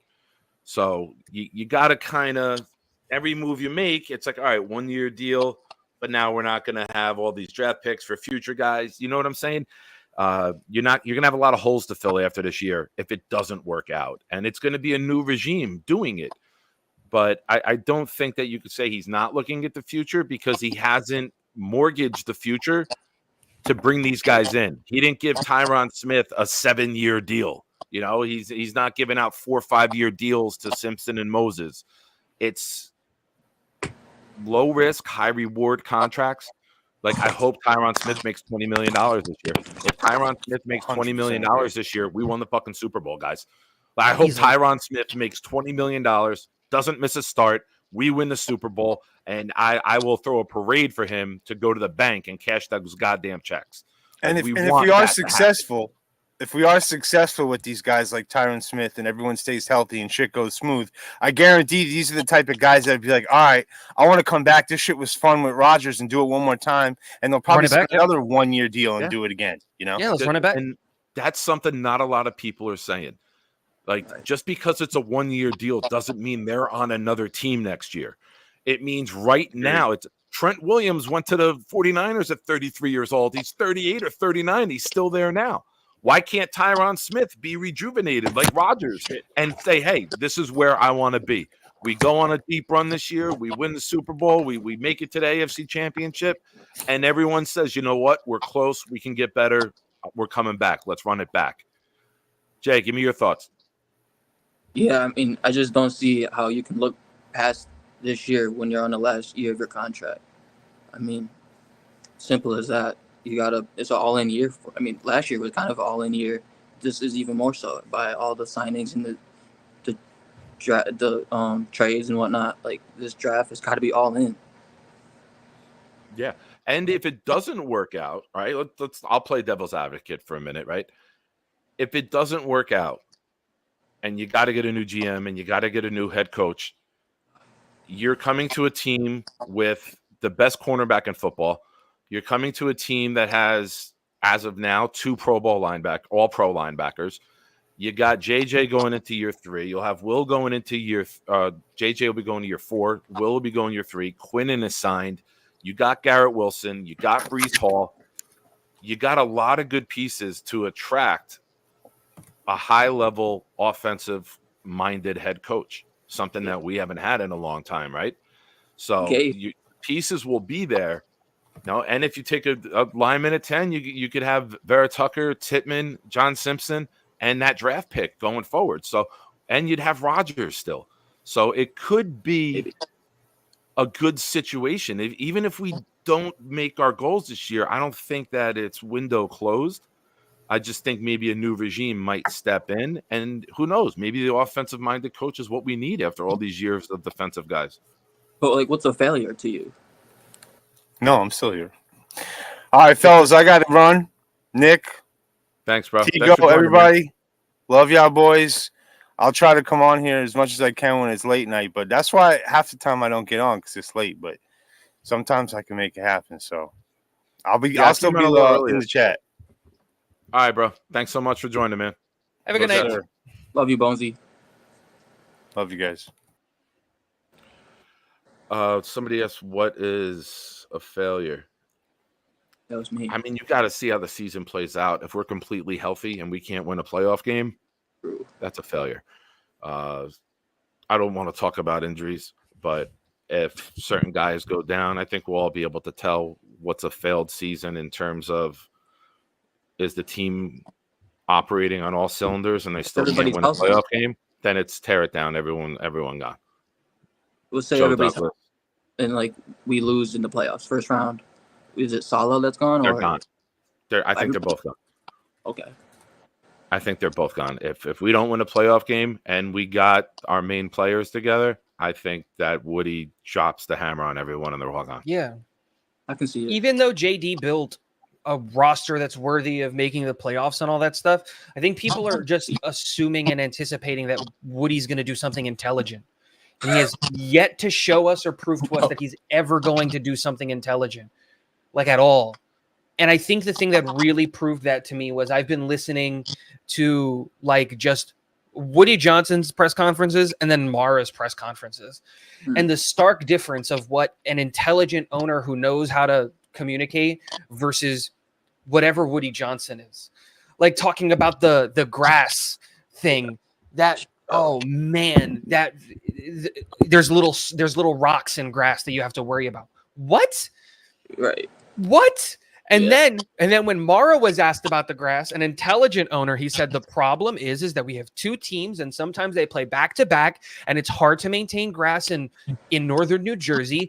And until I can get people that can prove to me that we can have a sustainable playing surface that can last all 20 weeks in case we make it to a playoff game and all of that stuff, I'm not going to go to grass because I care about, blah, blah, blah. And it's just like, that's an intelligent answer. Why couldn't Woody say that?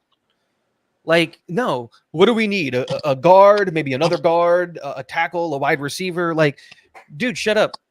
Just shut up. Woody is not an intelligent human. And while us with our smart, intelligent minds are like, yeah, you would fire Robert Saleh and give JD another coach, that's an intelligent thing to do. And Woody is not that. All right. That's fair. I know this gets the chat fired up.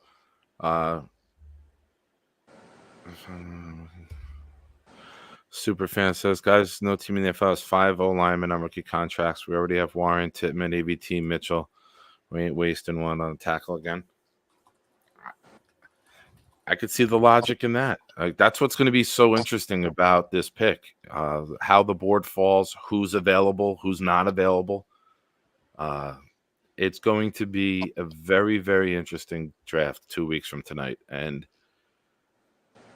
I don't care if I'm right. I don't care if T goes right. I don't care if any of you are right. And that's no disrespect to anyone. But we all have to agree on this. We need JD to be right. That's all that matters. And I don't mean you, Jaden D'Angelo. I mean Joe Douglas. It's cool if you're right, though. If it aligns with Joe Douglas, that's cool, bro. Yeah. But I got to get going. I got a pre-employment drug screen in the morning. I got a ride to early. Jaden, thank you for supporting the channel. Thank you for being a member, and thanks for coming on for the first time. I always love when I get to put a face with somebody's name. So thanks so much, man. Yeah. I love that flag in the background. That's a dope flag. The Jet one. Oh, sorry. Yeah. How old are you? Did you go to St. Bonaventure? No, I'm only in New York. So I was born and raised a Bonaventure fan. I never went to college. How old are you? 24. Oh, 23. About to be 24. Yeah, you're a baby.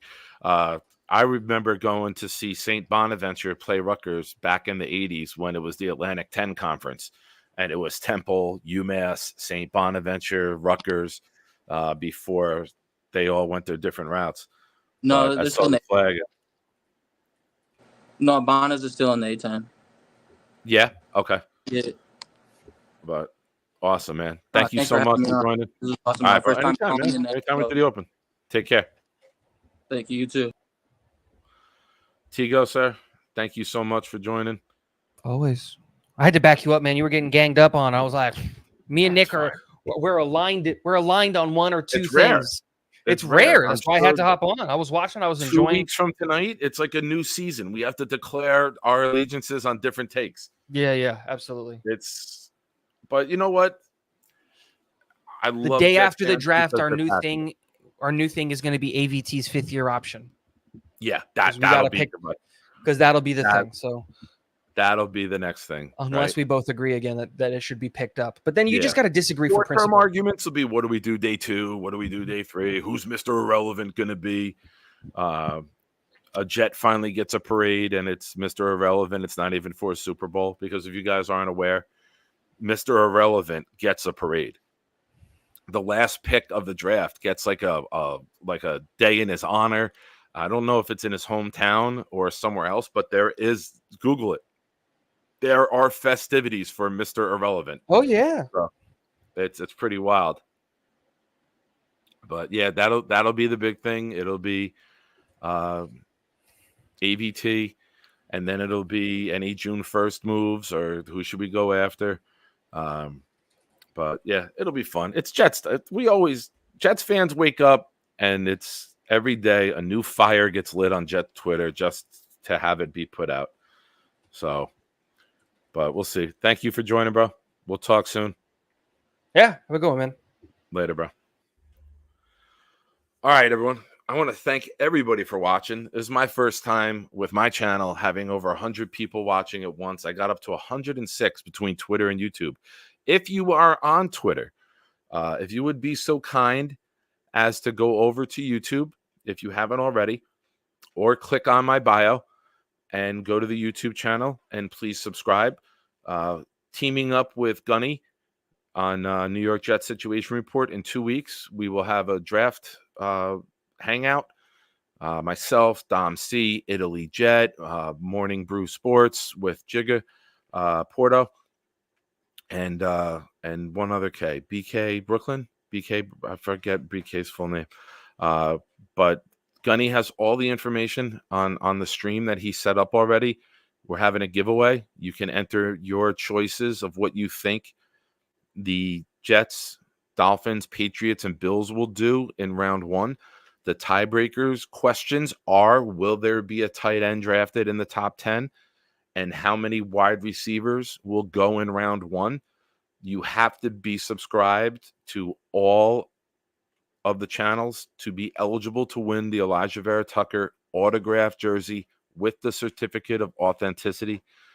See, Gunny, I'm good, man. I pay attention. I memorize that shit. Dano, coincidence that I had like 106 people tonight and that's equals all that? Awesome. I do not think so. Dane, you never even came in. Dane, do you want to pop in? Dano, do you want to pop in or no? Give me a yes or no in the chat. I'll hang out for 5 more minutes if you want to come on. I don't want you yelling at me that I didn't let you come on. I'm saving my good takes for Joe. All right. Okay. See, he's Mariano. He's always saving. He's saving. Matthew Smith saying no. All right, everybody. Thank you so much for watching. Thank you for supporting. YouTubers, you guys are awesome. Thanks for being a part. If you haven't already, please consider signing up for memberships on the channel. We got some cool stuff in the works behind the scenes. There's a Discord chat. We're going to have some cool perks coming out with that. You guys are going to help determine guests. We want to build that up a little more. If you're already a member and you're not a part of the Discord yet, you can email me, proudnyjf@gmail.com, or reach out to me on Twitter, proudnyjfan, and we can get all that situated. Reach out to me or Dane. Dane's helping me run it. And, yeah, thank you for your support, everybody. 2 weeks away. Hold your breath. We can make it. We see the finish line. We see the light at the end of the tunnel. I pray for the days that we don't have to talk about the draft until mid-February, even March, because we're so goddamn excited after coming off of a Super Bowl victory.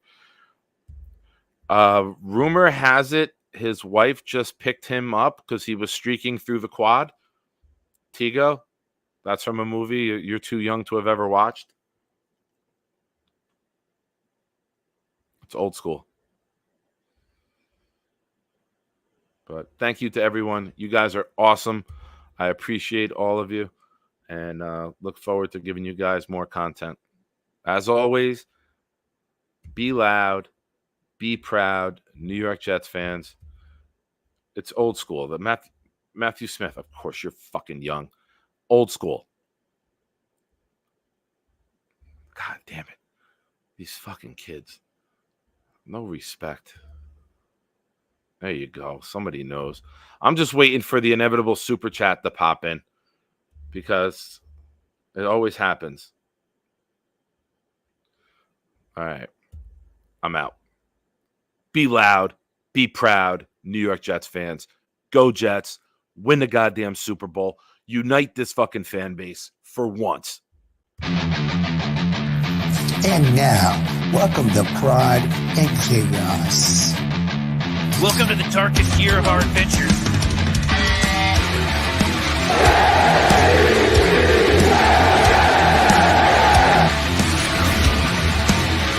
Oh, yeah!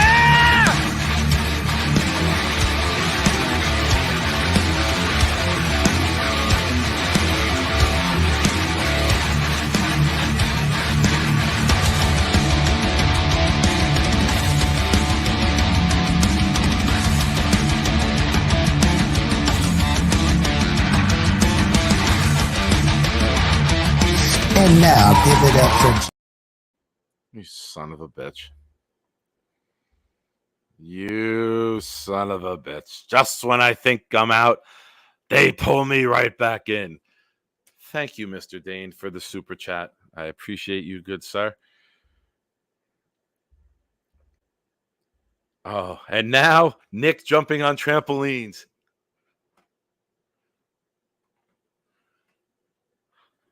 All right, everyone. Thank you. Oh, was that a That's all I got to do is tell you guys that I'm signing off, and all of a sudden a bunch of super chats come in. Thank you, Scott. Thank you, Dane. I appreciate you guys. If you want to support the channel, you can do it through super chats to keep me going when I have to use the toilet, or you can join up as members of the channel to get certain perks. Sunday night show at 9 o'clock. I will have Italy Jet with me for the first hour from 9 to 10. And then in hour 2, it will be call-ins for members of the channel only. The link will not be posted for everyone. It will be for the paid members of the Shiner Club.